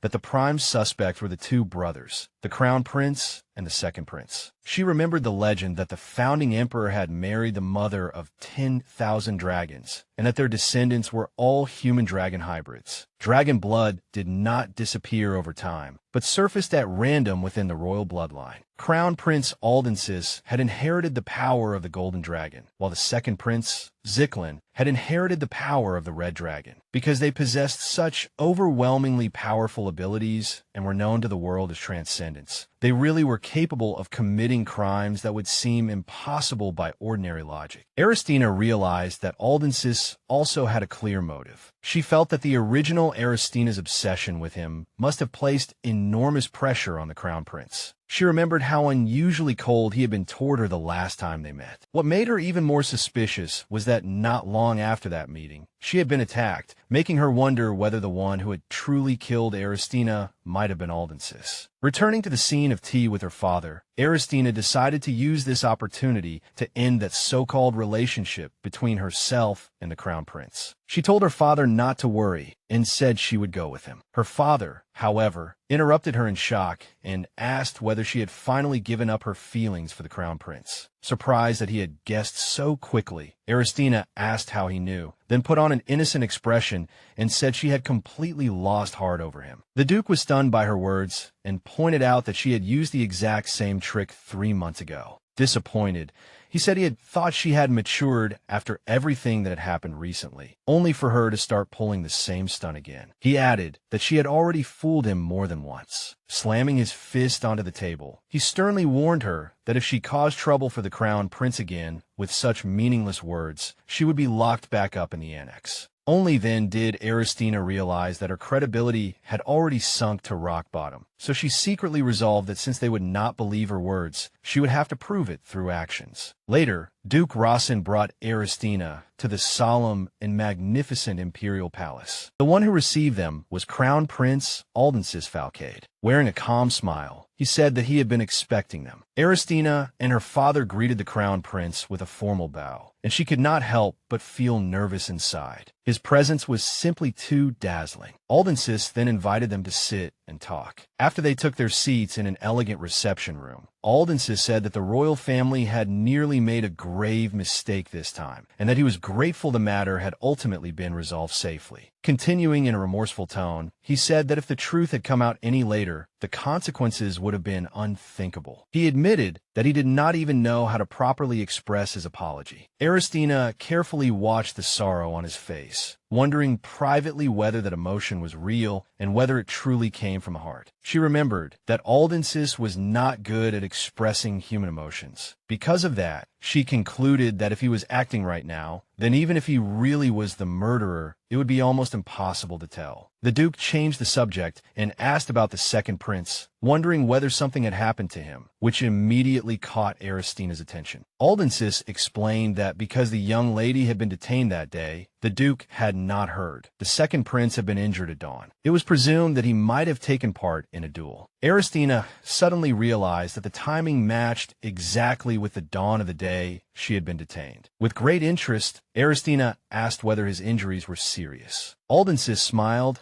and reassured her that thanks to Rolian's intervention, he had recovered immediately. The Duke then said that in that case, the prince ought to have no reason to miss the royal ball. But Aldensis told him that he had heard the second prince would not be attending this time because he had other matters to handle, and he added that he hoped the Duke would at least attend the ball this once. As if to fit the occasion, Aldensis added with a calm smile that there were still some matters left to deal with, so the Duke need not worry. The Duke also gave a faint smile and assured Crown Prince Aldensis that the young lady had reflected on her behavior and would not cause trouble even if he was not there. The Crown Prince replied that they were prepared for any unexpected situation. At that moment, Aristina thought to herself with disgust, was causing trouble simply taken for granted in their eyes. She gave a light cough to draw their attention and announced that she would not be attending the ball, asking them not to worry about her. Both Aldensis and the Duke were startled by her words and looked at her in confusion, unable to understand what she meant. Aristina simply explained calmly that she had other plans that day. She continued confidently, saying that she intended to attend the Imperial Chamber of Commerce General Assembly instead of the ball. The two men were even more shocked, staring at her blankly, utterly unable to understand what could possibly drive her to make such a bizarre decision. Defending herself, Aristina said that she had read in an economics magazine that the assembly was an excellent opportunity to meet top investors and secure funding, and that as a businesswoman, she absolutely could not miss it. Looking at her with suspicion and surprise, the Crown Prince asked with faint mockery whether a noble lady actually read economics magazines. Aristina replied that her financial statements were simply too awful to look at, making the Duke wonder whether she had really gone to check them. She answered with complete matter-of-fact pride that she was a noble, so of course she ought to look into such things. Both the Duke and the Crown Prince were left speechless. Aristina privately felt that their reaction was far too exaggerated, as if they were watching a monkey solve calculus. She told them that after enduring that series of false accusations, she had realized that to survive in this world, she needed only two things: power and money, and she had neither. She concluded that, in her current miserable situation, she simply had no leisure to waste time attending a ball. Then she put on a radiant smile and politely asked the Crown Prince to forgive her absence. Aldensis gave her a sidelong glance and tilted his head slightly, making Aristina feel that he was questioning her motives and doubting whether he could trust her. She had expected that, so she confidently told him that she had already prepared something to prove her sincerity, then began rummaging through the folds of her skirt. Aristina pulled out a sheet of paper and slapped it onto the table, telling the Crown Prince to take a look and asking whether he could guess what it was. Aldensis examined the paper and said it looked like an abstract painting, as though something were plunging downward at high speed. Aristina immediately pointed at the Crown Prince excitedly and, without hesitation, confirmed his observation, saying that yes, it was exactly that kind of steep plunge. With a strange sense of pride, she announced that the chart represented the financial performance of their guild, showing a disastrous stock price crash and the seizure of the rest of its assets. The Duke pressed a hand to his forehead and sighed, feeling that it was utterly ridiculous for her to show off such a tragedy. Aristina went on to talk about their businesses, including luxury fabrics, high-quality tea snacks, gemstone-based cosmetics, and even a rare bookstore. She described those businesses as low-risk, steadily profitable cash cows, like cows that could keep producing milk for a lifetime. Then, without the slightest restraint, she pushed the blame directly onto her father, accusing him of taking over these once highly profitable businesses, neglecting their management, and ultimately running them completely into the ground. She explained that because the current financial situation was so terrible, her eyes had lit up the moment she saw the assembly notice, and she had thought it was heaven-sent luck that the assembly and the ball were being held on the same day. She laid out her plan. All the top merchants would be busy attending the ball, so the assembly venue itself would be relatively quiet, making it the perfect opportunity for her to act. She added that as long as she did not attend the ball, she could prove to everyone that she had no interest in the Crown Prince at all, and if she managed to secure a good contract, she could regain her standing within the family. After saying that, she confidently asked whether they finally felt her sincerity now. Aldensis and the Duke exchanged a glance, and the Crown Prince nodded hesitantly. The Duke nodded as well, which instead left Aristina puzzled. She had explained everything so clearly, so why were their reactions still so lukewarm? Aldensis put on his usual charming smile, encouraged her to do her best, and said that he looked forward to seeing the results. But Aristina found his excessively handsome face rather irritating and directly covered her eyes, thinking that once she had money, the first thing she would buy would be sunglasses to protect her eyes from that annoying radiance. She declared that she would take her leave and begin reviving the guild, but to her surprise, Aldensis offered to see her out himself. Aristina hurriedly waved him off, saying that he must be busy with official duties, and then rushed out the door. The Duke bowed to the Crown Prince and took his leave as well. On the way back, Aristina looked at the Duke's irritated expression, then thought again of the Crown Prince, and came to one conclusion. Being able to smile at someone so gently while actually despising them was a talent that sent chills down her spine. The Duke suddenly seemed to remember something and interrupted her thoughts by handing back the small pouch he had kept earlier. Only then did Aristina realize there had been nothing special inside at all, which explained why she had forgotten it so completely. Aristina took out the ring used for financial accounts from the pouch, the one that had been confiscated before she was detained, and examined it carefully. Her father coldly told her that she should know perfectly well that she was already bankrupt, and warned her not to even think of getting any financial support from the family. Aristina replied calmly. She said that she had clearly never expected anything from him in the first place. The Duke paused and glanced sideways at her, privately wondering whether he had been too harsh on her. He had thought she would ask for help, but in the end, he decided it was best not to say anything more to her. The Duke strode away, seemingly quite satisfied that she had finally understood her true place. Aristina, too, keenly felt the depth of his coldness. She quickly turned her thoughts to the upcoming General Assembly, convinced that the Rawson family guild's advisors would surely attend. If she performed well there, word would naturally reach her father. So she decided it would be best to invest a little of her own money first as practice. Because her biometric information had already been registered in the ring, all she had to do was tap it lightly to activate it. Sure enough, the moment she touched the ring, a glowing magic circle appeared. When the numbers began to show, she widened her eyes in shock and started counting the zeros in a daze. 10, 100, 1,000. Only in the end did she realize that the balance was actually a full 1 billion. She let out a shocked, disbelieving scream, staring at her slightly trembling hand. Aristina was full of confusion, unable to understand just how absurd this family's concept of money was. How could her father describe such an enormous sum as practically nothing? Only then did she realize that she was not starting from zero as she had imagined, but was standing on a solid floor of gold. Suddenly filled with confidence because of this massive fortune, Aristina immediately decided to go apply for entry to the General Assembly. But when she reached the registration desk, the staff member hit her with a crushing response. She did not qualify to enter and attend the assembly. Aristina was instantly infuriated, and the staff member immediately apologized. Remembering how easily the Crown Prince and her father had agreed to let her attend, she could not help grinding her teeth in anger, feeling sure that they must have known from the start that it was impossible and had deliberately let her come alone to face this humiliation. The staff member explained that not every guildmaster was allowed inside, in order to prevent street peddlers from slipping in. Aristina immediately cut him off and stressed that she was not a peddler. The staff member agreed, but explained that the rules only allowed guilds rated C or higher to enter. Full of expectation, Aristina asked what rank her guild currently held. After checking the records, the staff member told her that her Black Rose Guild was officially ranked 94th and had an F rating. She was shocked and furious, utterly unable to accept that the guild had fallen to such a state and had even been branded with a failing grade. Aristina tried to comfort herself, grasping for the slightest scrap of consolation, saying that at least there were 6 guilds below her. But the staff member mercilessly shattered that hope and told her that there were only 95 registered guilds in total, meaning there was actually only one below her. Nervously, she asked what the 95th ranked guild was called. The man told her it was called Coco. She thought the name was bizarre, thinking it sounded more like a dog's name. The staff member completely confirmed her suspicion. He explained that the guild had been founded by Countess Mariana under the name of her beloved dog,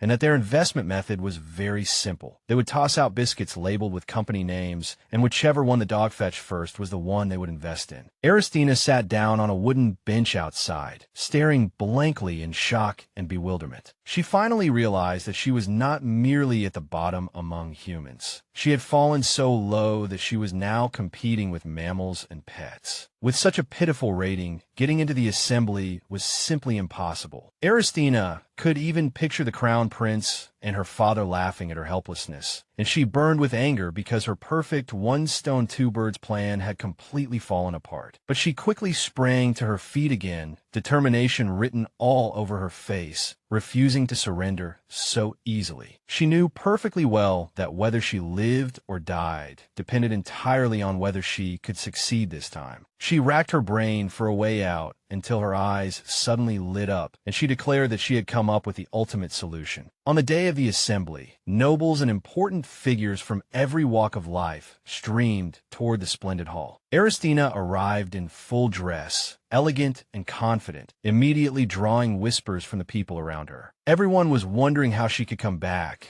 and make such a grand appearance when she had only just cleared herself of the previous accusations. Some guests whispered about whether she was even qualified to enter, confirming with one another that an F-rated guild could never pass through the assembly doors. Aristina walked with steady confidence to the magic verification orb and placed her hand on it. The device gave a chime and announced that verification was complete, granting her entry. The result left all those doubters utterly stunned and deeply confused. The venue instantly erupted into shock and commotion. No one could believe that in the span of a single day, she had managed to raise her guild's rating by 3 full levels, officially promoting the Black Rose Guild to C rank and that Aristina Bianca Rossin had thereby proven herself a truly qualified guildmaster. Aristina's business plan completely stunned one of the guests present, who simply could not believe that a 94th ranked guild could come up with such a crazy strategy, and screamed that it all had to be fake. Aristina turned and fixed her with a cold stare, repeating the word fake. The lady was instantly flustered with fear and even began to stammer. Even so, she still forced herself to mutter that what she said was the truth. Aristina then calmly stepped forward and handed her a sheet of paper, leaving her even more bewildered. The paper was a notice stating that the Black Rose Guild was open to acquisition inquiries. With a composed expression, Aristina confirmed that this was correct, then explained that if her plan failed this time, she would simply transfer the guild to a suitable new owner. She added that she no longer had anything else of value to put up, so she could only use the guild itself as collateral. Although the Black Rose was currently drowning in a massive financial deficit, she believed that once everything was back on track, it would become a valuable asset and could easily be sold at a high price as a subsidiary guild under the Rossin family. She was certain that those financial experts would be able to see its true value, although she had never actually intended to sell it. After all, her real purpose was merely to attract everyone's attention, and she was looking forward to seeing them take an interest in her because of it. Afterward, Aristina was taken to a temporary seating area and found that quite a few people were already seated there. Her assigned seat was in a remote, isolated corner, but she felt that something was better than nothing. She decided to use the opportunity to proactively get to know other business elites and expand her network. But to her shock,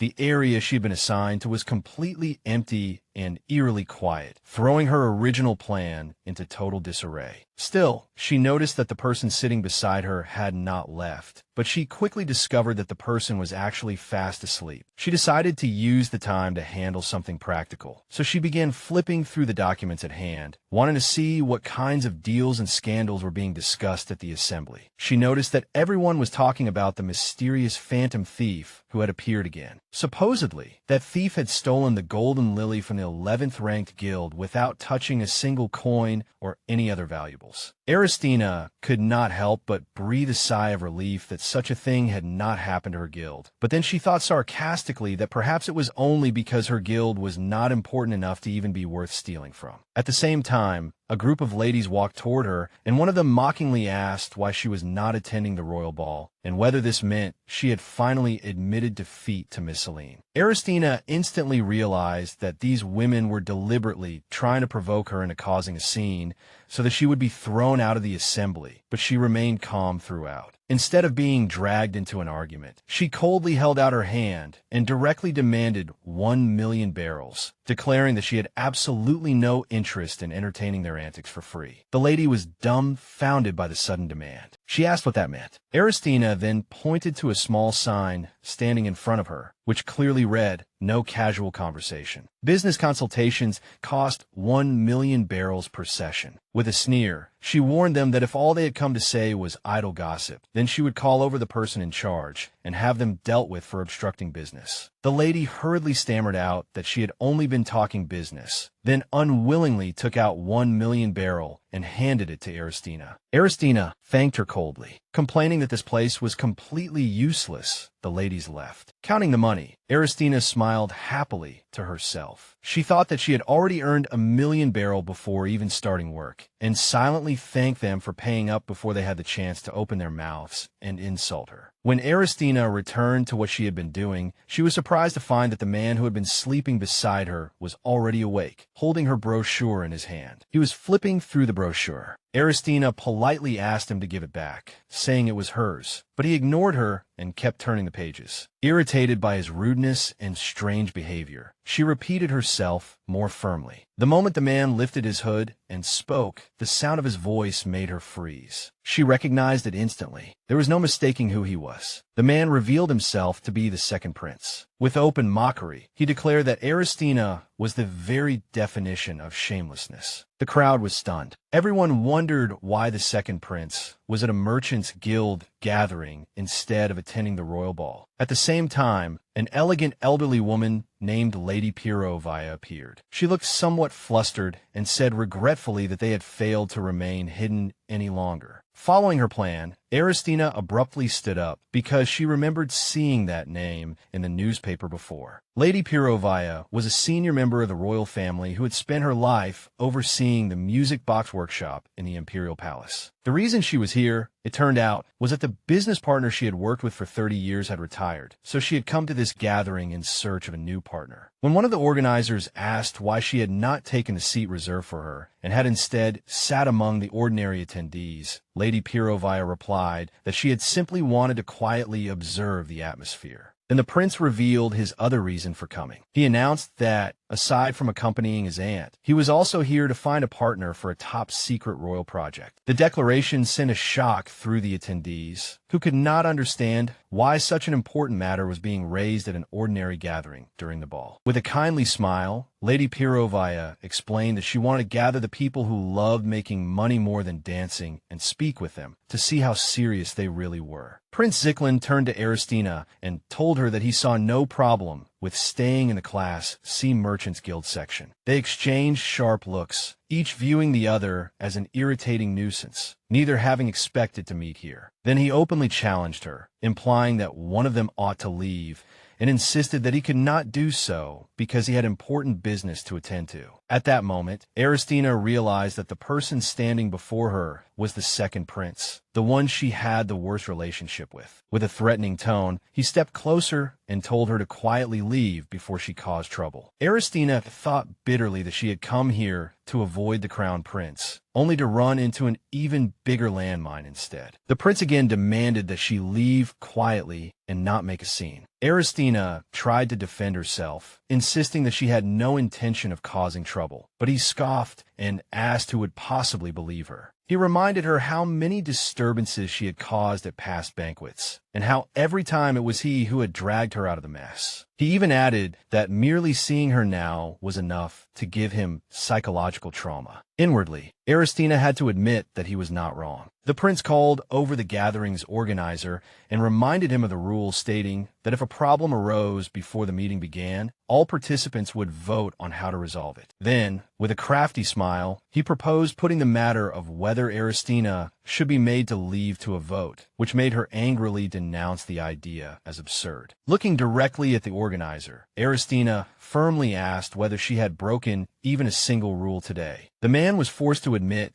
that she had followed every rule flawlessly. Aristina turned and accused the prince of abusing his power, but he insisted that it was better to deal with the matter now than let it become a bigger disturbance later. He then ordered the organizer to distribute the voting cards immediately, threatening that if he did not comply, he would report the matter formally. The organizer was badly shaken, trembling all over, and understood that he had no choice but to obey the prince. The prince gave her a temporary farewell with the smile of a victor, while she stood there in shock. But just before the voting cards could be handed out, an assistant hurried over to the organizer and whispered something in his ear. He stopped at once and asked in confusion whether what he had heard was true. Then the organizer turned to the prince and apologetically told him that a vote could no longer be held. The prince was stunned and immediately demanded to know why. The organizer explained that someone had just invested in the princess's Black Rose Guild, and according to the rules, any guild with an investor could not be expelled. Furious, the prince demanded to know which idiot had invested in her. But the organizer said that the investment had been made anonymously, so the investor's identity could not be disclosed. Aristina wondered who this mysterious investor could be, guessing it might be her father, Duke Carnell. In any case, she was relieved because now no one could throw her out. Her confidence restored. She told herself there was no problem now, and reminded herself that she had specifically given up the royal ball for this gathering. She shot the prince a cold glance and hoped no one would disturb her again, because she needed to focus on making money. Meanwhile, Lady Pirovaya watched her with an appreciative gaze, seeing her as a clever young lady. Lady Pirovaya thought it rather childish of the prince to show his anger so openly, and Aristina completely agreed. Just then, Aristina's attitude made a 180-degree turn. Wearing a bright smile, she walked up to the prince and Lady Pirovaya and praised the music box display as astonishing, both traditional and exquisitely crafted. Lady Pirovaya explained that compared with other music boxes, Those were known for their pure tone and precise pitch. Although the profit margin was not high, they had an extremely loyal following. Aristina showed great interest in such a business. At that moment, the organizer approached and politely asked whether he might escort everyone to the main hall, and Lady Pirovia told him to proceed. The organizer announced that the general meeting would soon resume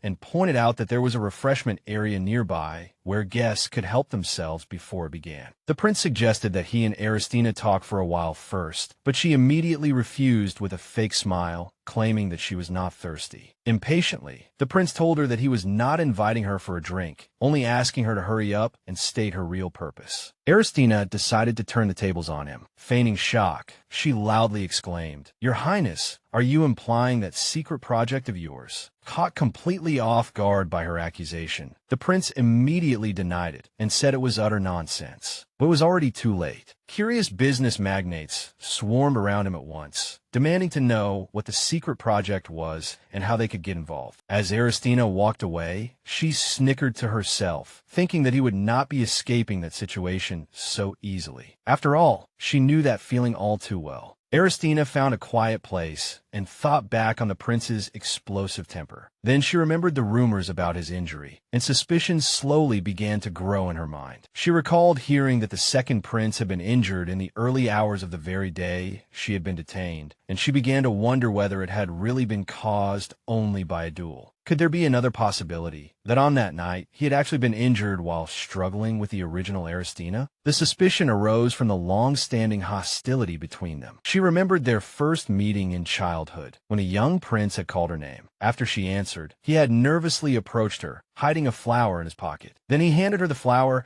and asked whether she would become the prince's wife, promising that he would treat her well. But she coldly rejected his proposal and declared that she would marry the crown prince in the future. The young prince was devastated on the spot, and the matter eventually turned into a fierce fight, with the two of them hurling insults and threats at each other. She realized that ever since then, every time they met, they ended up arguing. She also remembered that during their most recent clash, he had told her that he would no longer tolerate her, and that unlike his brother, he had no sense of decorum at all. The original Aristina had fired back without yielding an inch, asking if he wanted to kill her and telling him to go ahead and try if he did. Returning to the present, she felt briefly overwhelmed, thinking that if she had ended up in such a state today, perhaps she deserved it for recklessly provoking him all those years. But she quickly pulled herself together and decided that although there was still no solid proof that Zyklin was the culprit, it was wise to avoid him for now, just to be safe. Just as she was about to leave, a voice interrupted her, saying it could provide useful information. Without thinking, she shot back that she was not buying anything. Then Aristina paused, because the voice sounded strangely familiar. When she turned around, she found herself face to face with Rolian. Wearing a calm smile, he told her that he had been looking for her. She was utterly shocked and could not understand why he was here. Muttering that she had not expected to run into him again so soon, she asked why he had been searching for her. Rolian looked at her meaningfully and asked in return, why would a man look for a woman? Then he answered himself with a charming smile, saying that he had sought her out because he was interested in her. Naturally, Aristina understood at once that he was playing some kind of game with her. She thought to herself that his charm might work on other people, but it definitely would not work on her. He clearly knew that she had already seen through his disguise, so there was no point in pretending any longer. She decided to be direct with him. It was time to use a little bait. Just as she was about to take out her business plan from her bag and show it to him, a small bundle fell out. Rolian politely picked it up for her and handed it back. She thanked him, and he asked whether it was something valuable. She replied that it was only a piece of metal she had picked up by the roadside, and that because it looked rather valuable, she was planning to have someone examine it later. She watched his reaction, wanting to see whether the object held any significance for him. Rolian showed no emotion at all, making her wonder whether he was simply an excellent actor or whether he was actually telling the truth. Just then, the notice rang out that the general meeting was resuming, and everyone was told to gather in the main hall. So Aristina decided to excuse herself for the moment. But on the way, she was surprised to find Rolian following her, and asked why. Rolian answered that he simply wanted to talk with her a little longer. She immediately replied that she had nothing to say to him, but he insisted that he had a great deal to say and suggested that they stop being so formal with each other. Aristina realized that he was not going to let her go without saying his piece, so she reluctantly agreed. Rolian told her that she could leave after hearing him out. Then she asked what exactly he wanted to say, and he replied that he had noticed she was badly in need of funds. He handed her a slip of paper and encouraged her to buy whatever she wanted. Aristina froze, then asked in shock whether he was the one who had invested in her guild. When she challenged him on whether it was lawful for someone serving as the proxy of a god to interfere in worldly business, he replied that it posed no problem as long as he used a different identity. She mocked his lack of investment sense, pointing out that her guild was already on the verge of bankruptcy. But he told her that that was exactly why he intended to give her high-level information. He said that merely thinking about it was enough. Then he asked whether she knew why the second prince had been injured, and with a sly smile told her that it was related to his secret project. If she would agree to one thing, he would tell her everything. She asked what he wanted her to agree to. His answer was astonishing. He asked her out on a date. Aristina instantly lost interest and flatly said she no longer wanted to know. However, his next words made her stop in her tracks. He revealed that the supply of the stabilizer used to control the curse affecting the royal brothers had run into problems. Aristina thought, what curse is he talking about? Could it be the balance curse? This world was inhabited by beings of immense power, and in order to preserve the balance of the world, when beings beyond the mortal realm walked upon the earth, the world imposed heavy restrictions on them. These restrictions were known as pillars. The princes who carried dragon blood were naturally no exception. Aristina remembered hearing that they had always suffered from emotional instability and began to suspect that Ziklin's injury might actually have been caused by a problem with the stabilizer. Rolian confirmed her suspicion and said that he was willing to help her secure the stabilizer contract. He asked whether a date was not a fair exchange for that, and if a date was too much, they could start with a friendly conversation instead. Aristina thought the proposal was not actually a bad one, but immediately corrected herself and said regretfully that she had no interest whatsoever in any secret project. Then she spun around and walked straight toward the venue, completely ignoring Rolian calling after her. The organizer announced that all guild masters had to stand beside the project they wished to bid on. Aristina confidently took her place in front of Lady Perovia's table and declared that she wanted to bid for this project. Rolian was taken aback by her sudden move, while Aristina thought sarcastically to herself that although she did not know much about management, she could rely on their expertise and turn music boxes into a new source of income. Lady Perovia smiled and praised her for being clever and for understanding the risks involved in a private bid. She confirmed that unless one was trying to curry favor with the crown prince, the real money was here. The heads of two large guilds also approached, saying that a true merchant should recognize a golden opportunity the moment they saw one. Aristina noticed that the competition was even fiercer than she had expected, but she was very pleased to find herself among people who all spoke the same language. Lady Perovia suggested that they go somewhere more private to discuss the details, and everyone agreed, while Rolian watched in silence from the side. Rolian looked toward Prince Ziklin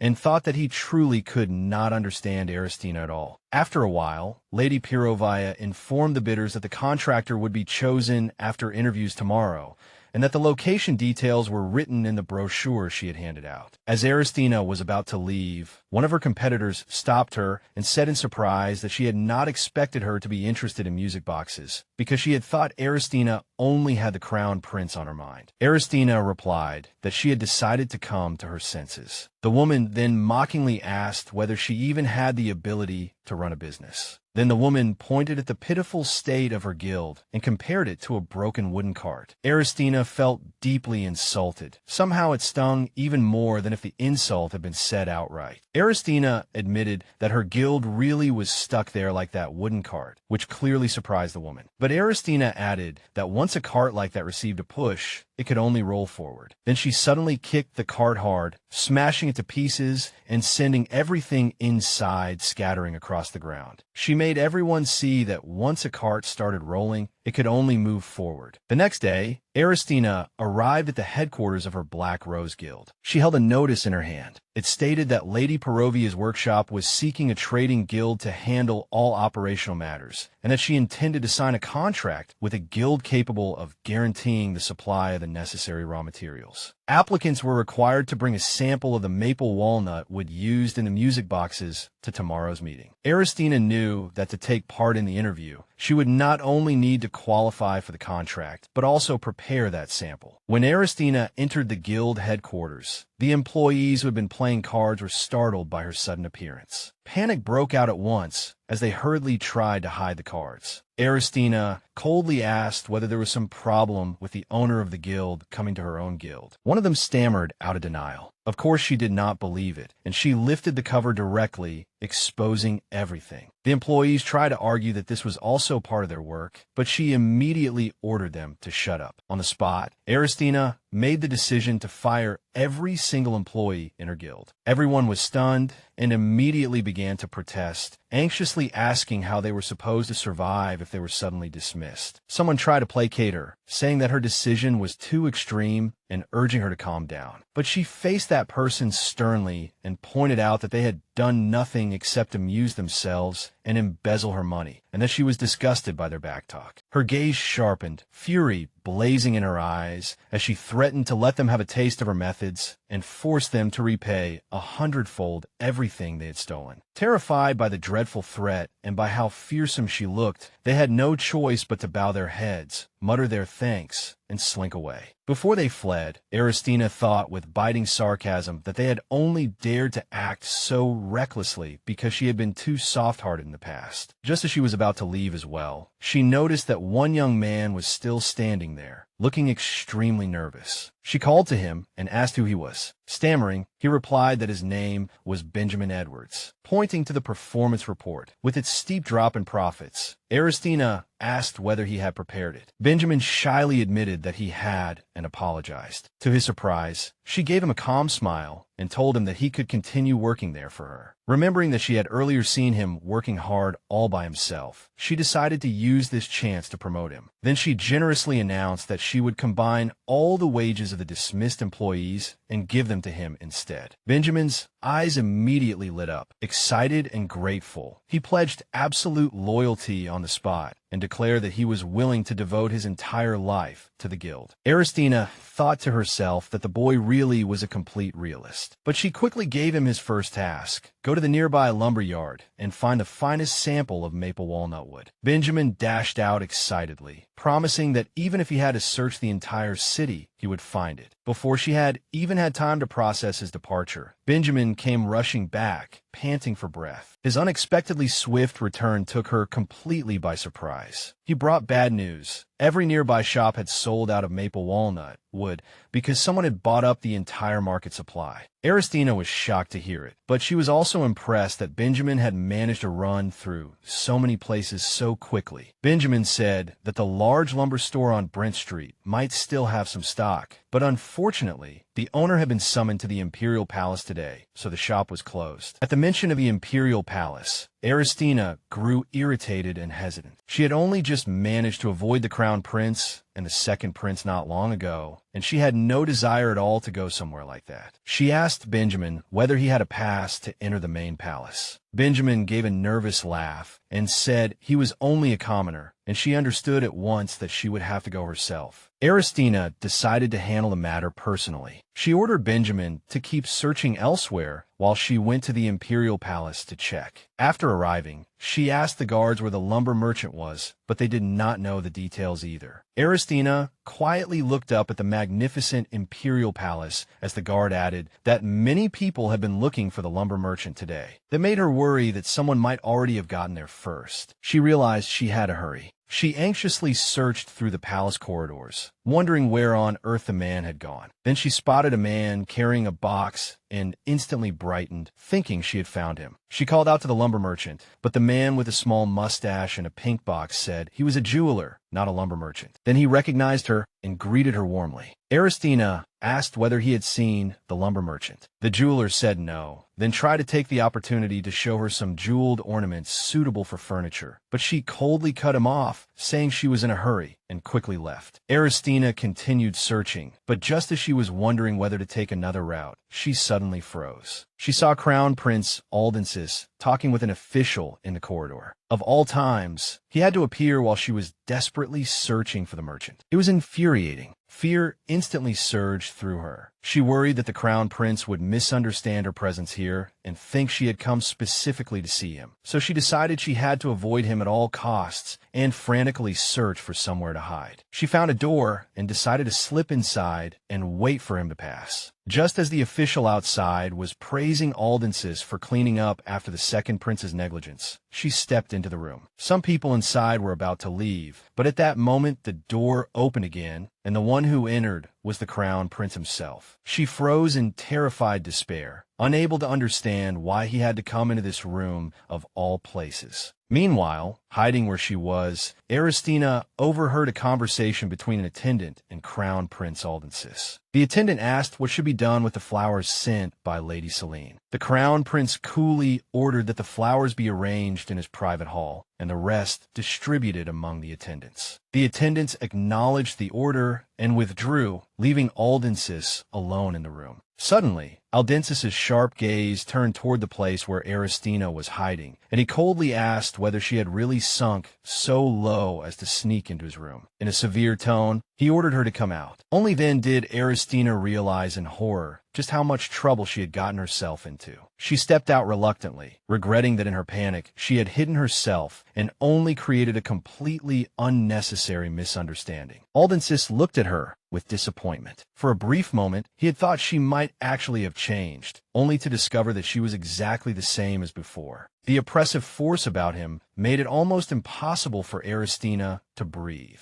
Although she did not want to explain herself, she had no choice but to clear up the misunderstanding. She tried to say that she had not come to see him, but he cut her off sharply, saying he had had enough and did not want to hear the same lie again. Just as he angrily ordered her to get out of his sight at once, a familiar voice called his name. The one who came in was Rolian, carrying his usual calm elegance. The moment he entered, the suffocating pressure in the room immediately disappeared, and Aristina finally let out a breath of relief. Rolian and Aristina exchanged greetings, and Rolian said she had come at just the right time, because someone had been looking for her. To Aristina's shock, the jeweler she had met earlier popped out from behind Rolian and excitedly called her name. The jeweler respectfully bowed to the Crown Prince, and Aldensis allowed them to dispense with the formalities and continue speaking. The jeweler told Aristina that the lumber merchant she had been searching for had been detained on bribery charges, which explained why she had not been able to find him in the palace. When Aldensis heard that she had really been looking for a lumber merchant, he was somewhat surprised, and Aristina seized the chance to stress that she had come here for something else. She shot back and asked whether he believed her now. The Crown Prince realized he had been mistaken, and his expression turned slightly awkward as he formally apologized for the misunderstanding. Aristina smiled gently and said it was fine. Now that things had been cleared up, she ought to take her leave. Inwardly, she also praised the jeweler for appearing at exactly the right moment. But her relief did not last long, because Rolian suddenly stepped closer and said he would accompany her, since he had something he wanted to say. Aristina immediately broke out in a nervous sweat and inwardly complained that today's troubles truly never ended. So she tried to brush him off by saying she was a little busy. Then a sly thought suddenly flashed through her mind. She realized that if she used it properly, she might be able to shake off both men at once. So she turned to Rolian, smiled confidently, and announced that she accepted the proposal he had made to her earlier. The words left Rolian looking confused and somewhat caught off guard. When Aldensis asked in surprise what proposal she was talking about, Aristina boldly said it was an invitation on a date. She told him that His Holiness had expressed an interest in pursuing a relationship with her. Aldensis looked shocked and uneasy. He thought that the divine representative, who had sworn to love only one person, could not possibly make such a request lightly. Aristina inwardly celebrated the success of her little plan. She had assumed this move would be enough to make Aldensis understand that she had no interest in him whatsoever, but Rolian's reaction completely defied her expectations, leaving her stunned and unable to understand why he would say such a thing. She immediately panicked, thinking only that she had to force Rolian to give up this whole date business. After all, given his religious position, he could not possibly acknowledge a formal relationship between a man and a woman so easily. After a moment of silence, Rolian smiled calmly, as if casually accepting the game, and openly admitted that she had seen through him. With composure, he apologized for deceiving her, and announced that since his plan had been exposed, he would take his leave first. Aristina was still stunned that he had given up so quickly when Aldensis called out for him to wait. Aldensis then mentioned that his mother wished to hear Rolian's opinion on something. Meanwhile, in extreme alarm, Aristina began rummaging through her bag, afraid that something even worse was about to happen. In a state of intense tension, Aristina searched through her bag, only to discover that the fragment was gone. Remembering the moment she had bumped into Rolian, she immediately realized he must have taken it in passing. At that point, she became certain that his deliberate approach earlier had been for the sake of that metal fragment. Anxiously biting her thumb, she thought about how important it was and what she was supposed to do now. But that worry quickly turned into a sly smile. The fragment in her bag had been nothing but a complete decoy, a trap. She instantly relaxed, because he would only discover he had been fooled after returning and opening the bag. She hoped that after this, he would stop pursuing her. She also concluded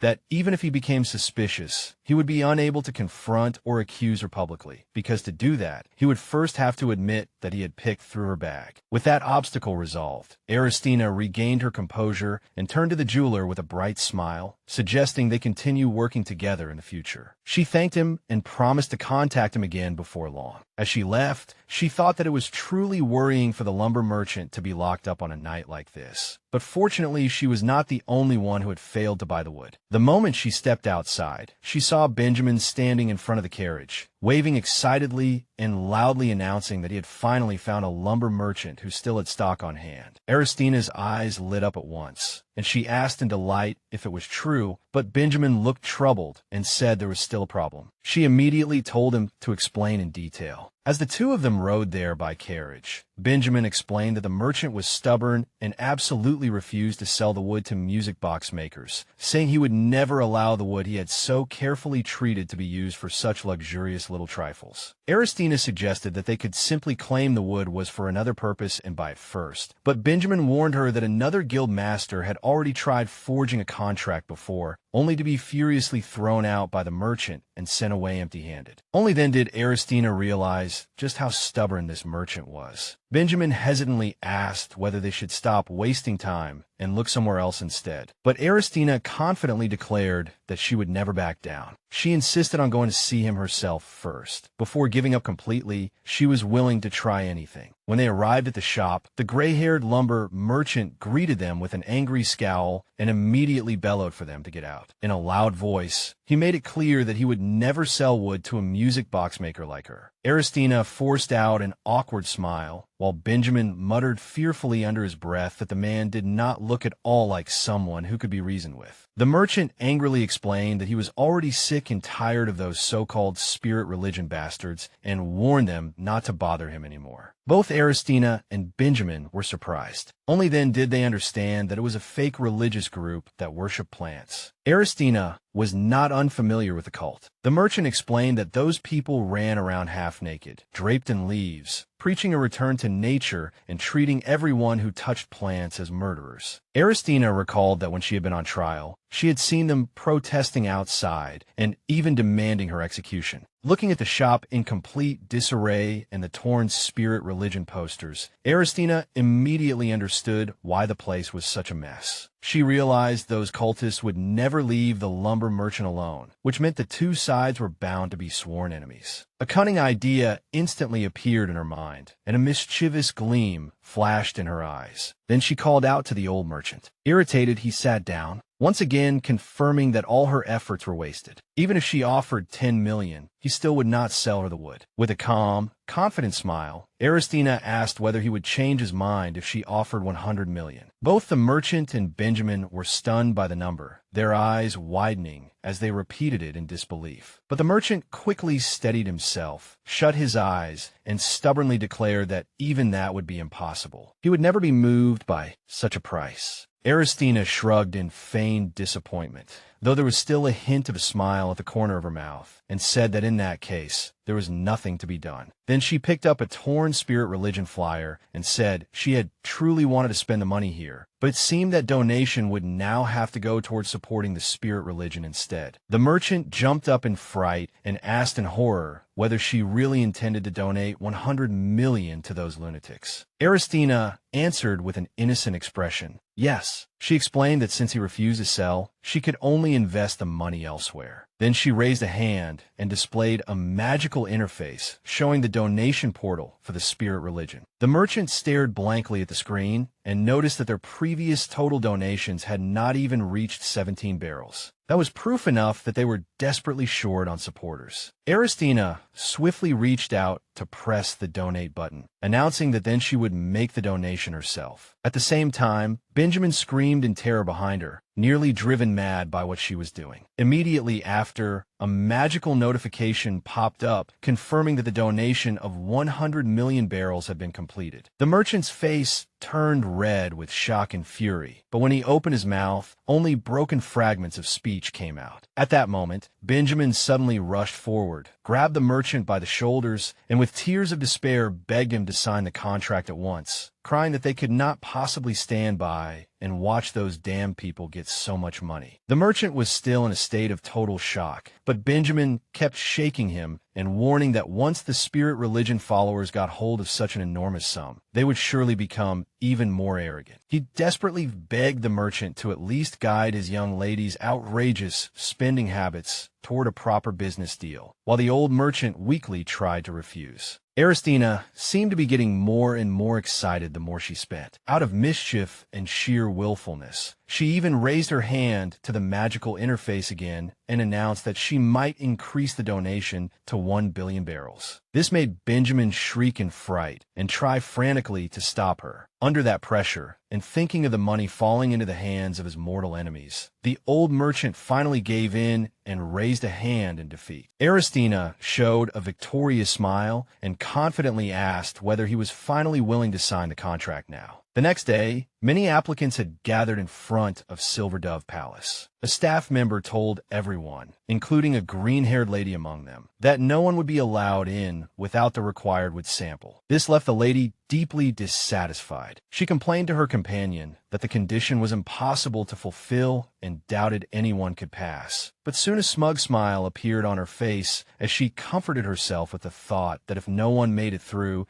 they would eventually have no choice but to change their minds and let everyone in. At the same time, Aristina arrived at the venue, and someone immediately announced in a loud voice, "Miss Aristina Bianca Rossing has arrived." Her appearance surprised the guests present. Some wondered whether she had really read the conditions written on the invitation, while others secretly hoped she would not cause any trouble here. As usual, Aristina walked straight to the reception desk. The official in charge asked her to present the contract stating the sample and the purchase price. Aristina smiled confidently and declared that she had brought everything required, and her maid opened an ornate box containing both the contract and the sample. The green-haired lady and her companion were so shocked they could not speak, unable to understand how she had managed to obtain the contract. The lady guessed that she must have settled the matter by throwing around a great deal of money. Even so, she tried to comfort herself, thinking that if Aristina had raised the price too high just to secure the wood, then the cost and the profit would be out of proportion, and she would still be eliminated for that. However, the official confirmed that Aristina's documents were completely in order and allowed her inside. The lady was instantly left both angry and bewildered. Meanwhile, Aristina passed by her with a mocking smile, thinking to herself that obtaining the wood had not required blindly spending money at all. She had merely used her brain a little. As soon as she entered, she looked around to see whether anyone from the ducal house had come, because she very much wanted to show off her abilities to them. Suddenly, she saw a familiar face, Eunice, the chief aide to Duke Carnal. Eunice was hiding behind a bush, secretly observing her, and Aristina looked surprised. She had originally thought the Duke had no interest in this project whatsoever, so she had not expected him to send his chief aide. Aristina realized this competition would not be easy at all and silently vowed to make her performance in this interview absolutely perfect. Just then, a staff member told her she could go in now. Aristina was led to a waiting room and told to wait there for a while. She sat down and seriously thought that if she secured this contract, her standing within the family would rise greatly. So she began preparing possible questions in her mind in advance. Suddenly, a violent rumbling sounded, and the ground beneath her feet began to shake, frightening her into wondering whether an earthquake was happening. In the midst of the tremors, she hurriedly clutched her bag and could not help complaining that at this rate they would not even be able to conduct the interview, while also worrying over the precious sample she had only obtained after tremendous effort. Just then, Aristina heard the panicked voice of Lady Pirovaya, shouting for someone to stay where they were and not move. Aristina immediately judged that that precious future client was in danger, so she quickly tried to stand up. But her attention was suddenly drawn to her own bag. A strange, brilliant light had begun to shine from inside it. She took the wood sample out of the bag and discovered that the piece of wood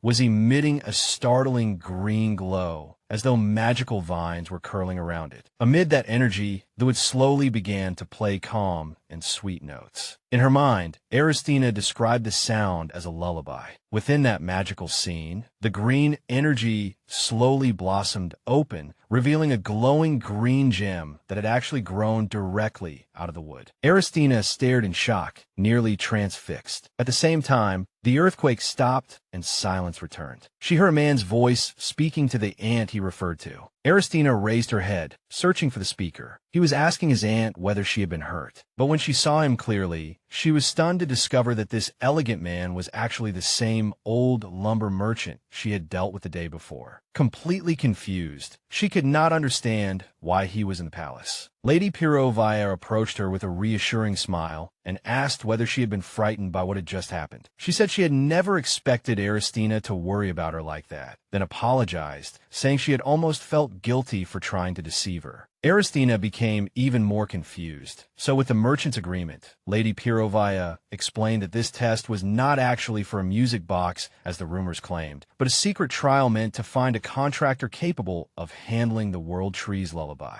Aristina stood frozen in place, unable to understand it all. Then, with a grave expression, the merchant asked whether she knew of the curse borne by those with dragon blood, and promised to explain all the mysterious details behind this test. The old lumber merchant explained that the first emperor had once prepared several countermeasures to stop that curse, and one of them was called the World Tree's lullaby, which had appeared in the form of that glowing green gem. Aristina stared blankly at the gem in her hand, and the merchant confirmed that what she was holding was indeed that lullaby. He added that harvesting it required only the power of spirits. The merchant went on to explain that spirits and dragons could not trade or interact directly, which was why humans had been chosen as intermediaries. Unfortunately, once those intermediaries realized the value of that power, they would be consumed by greed and try to use it to control beings beyond the mortal world and seize power through it. In a dark tone, he confirmed that the result, without exception, was inevitable disaster. Still, he reassured her that, fortunately, after countless trials and errors, they had finally found someone capable of properly taking on this dangerous task. With a serious and stern expression, he stepped closer and declared that such people were precisely the kind of greedy devils who openly and shamelessly pursued money in broad daylight. Then the merchant raised his hand and pointed straight at Aristina, loudly declaring that the person they had been searching for was someone exactly like her. Aristina stood there dumbfounded, too shocked to say a word. Aristina stood there, wondering in confusion whether that had been praise or sarcasm. At that moment, Madame Pirovaya cut in with a calm smile, saying that Miss Aristina had even defeated the Great Spirit in a duel, which only left Aristina even more bewildered. She immediately denied it and insisted that she had never met the Great Spirit before. Just then, the old merchant proudly pointed to himself and announced that he was the Great Spirit. Aristina was utterly stunned, realizing that the Great Spirit they had been talking about was actually this stubborn old merchant. She was so shocked that she could not speak for a moment. The old man admitted that he had never expected her to support the Spirit Church, and explained that he disliked them because they spread their own ideas in his name. Aristina immediately felt deeply embarrassed and hurried to apologize, but the old man burst out laughing and said that what mattered most was that she had passed the test. The old man recalled how she had turned down chances to get close to the royal family and other powerful figures, and had instead put herself in a difficult position just to protect her employees and secure the contract. Madame Pirovia looked at her with admiration and confirmed that Aristina was exactly the kind of talent they had been searching for. The old man added that watching her reminded him of his younger self. Meanwhile, Aristina realistically thought to herself that she had only done it because she did not want to lose her source of income. Just then, the doors suddenly opened, and Crown Prince Aldensis entered together with the second prince, Zyklin, asking whether the final candidate had been decided. The moment the two princes saw Aristina, they stopped in their tracks, their faces filled with shock, and blurted out her name. The very next second, Zyklin flew into a rage and strongly objected, insisting that choosing Aristina to handle this secret project made no sense at all. Zyklin pressed on aggressively, saying that ever since she was 7 years old, she had chased after his imperial brother, the crown prince, every single day and accused them of choosing someone with questionable motives. The old man shot him a cold glance and, in a stern and threatening tone, asked whether the prince was questioning his judgment. Zyklin shrank back a little, sweat forming on his forehead, and tried to explain that he had not meant it that way and was simply too surprised. The old man turned to Aristina and said that the prince's words might once have been true in the past, but they were no longer true now, declaring with absolute certainty that her motivation now was money. Aristina nodded in agreement with a proud smile. Zyklin felt immensely irritated and pointed out that she had said similar things before as well. The old man looked completely baffled, utterly unable to understand who exactly was obsessed with whom in this whole matter. After a brief moment of thought, Aristina told them that feelings did not last forever, and concluded that after pursuing the crown prince for more than 10 years without receiving any response, it was only natural to grow tired and despairing. She confirmed that the Great Spirit's words were 100% correct, while inwardly marveling at how perfectly he had managed to put the situation into words. Then Aristina gave an exceedingly elegant bow and sincerely apologized for her past rudeness and impropriety, promising that she would never behave that way again and asking them to put an end to this misunderstanding. She then added with a bright and confident smile that she sincerely wished happiness to the crown prince and Miss Celine, while secretly hoping they would stop entertaining any thoughts of killing her as well. Aldensis stared at her blankly and, after a moment of silence, turned his head away and said quietly that he understood. Zyklin was left utterly astonished, completely unable to believe that things had turned out like this. With a look of regret and sorrow, Aldensis placed a hand on his chest and apologized to Aristina, saying that he had failed to understand her feelings and had even doubted her so harshly, and asked for her forgiveness. Aristina, perfectly calm and without the slightest hesitation, answered that of course she forgave him. Zyklin was plunged into total shock and confusion, unable to believe that Aristina's feelings for his imperial brother had truly disappeared, while she merely gave him a calm glance and inwardly called him an idiot. Aristina quickly brushed past the scene in her mind and shifted the topic to the contract mentioned earlier, expressing with a confident smile how grateful and honored she was to have been chosen. Then, facing Madame Pirovia and the Great Spirit, she sincerely explained that her true goal from the beginning had been the music box business, praised Madame Pirovia's products, and confirmed that it was a stable and highly profitable trade. However, Madame Pirovia took Aristina's hand and explained with an apologetic expression that she had decided to leave the music box business to the maid who had cared for her all her life. Aristina smiled gently and reassured her that it was all right, saying that she had only wanted to prove her sincerity. Then, skillfully making use of this rejection, Aristina announced with a calm and deliberate smile that in that case, she would likely find it difficult to continue with the stabilizer deal as well, and wished them luck in finding another contractor soon. Her sudden decision horrified the Great Spirit. The old man pressed a hand to his forehead in alarm, realizing that compared with his decision, she cared more about her profit and safety, while he had considered her a once-in-several-centuries kind of unique candidate. The old man and Madame Pirovaya hurriedly stopped her, positioning themselves on either side of her and pleading with her to wait a little longer, postpone the final decision for now, and remember that the matter was not over yet. She had not even heard the terms of the contract. So the old man announced that there were some matters he needed to discuss privately with Aristina, and asked the two princes to leave first. Aldensis and Zyklin walked out of the room with puzzled expressions and heavy steps. Once only the three of them remained, tea was brought in, and Aristina spoke first, explaining that although she had intended to ask after signing, she seriously doubted the true nature of the lullaby of the world tree, realizing that it was definitely far more than an ordinary stabilizer. Madame Pirovaya smiled meaningfully and confirmed that it was far more important than that, adding that the matter was highly confidential and that even the two princes themselves did not know its true purpose. Only then did Aristina realize what kind of power she was about to hold, and she thought in surprise that if she signed this contract, would that not mean she would hold the upper hand in this deal? Madame Pirovaya confirmed that this was indeed the case, explaining that it was something they truly could not afford to lose. Aristina then realized that she would possess an unbeatable trump card, enough to deal with those two terrifying princes. After careful thought, she concluded that signing this contract would become her protective charm, finally freeing her from the fear that she might be killed at any moment by either of those hostile brothers. The old man gave a light cough, interrupting her thoughts and drawing her attention, then handed her a sheet of paper bearing the unit price of Lullaby, saying that her profit margin would far exceed what she could have earned from the music box business. Aristina stared at the paper, completely dumbfounded, and asked in a trembling voice whether that outrageous number was really just the unit price. The old man nodded and confirmed that this was exactly the kind of stable and lucrative business she had been looking for. Aristina closed the file, thinking that while this amount of money might be nothing special to the only daughter of an immensely wealthy noble house, for her, it was an entirely different story. With a firm and satisfied expression, she declared that she had made up her mind and would seal the deal and sign the contract immediately. The scene then shifted to outside the palace, where Aristina was in an excellent mood, because obtaining a contract that guaranteed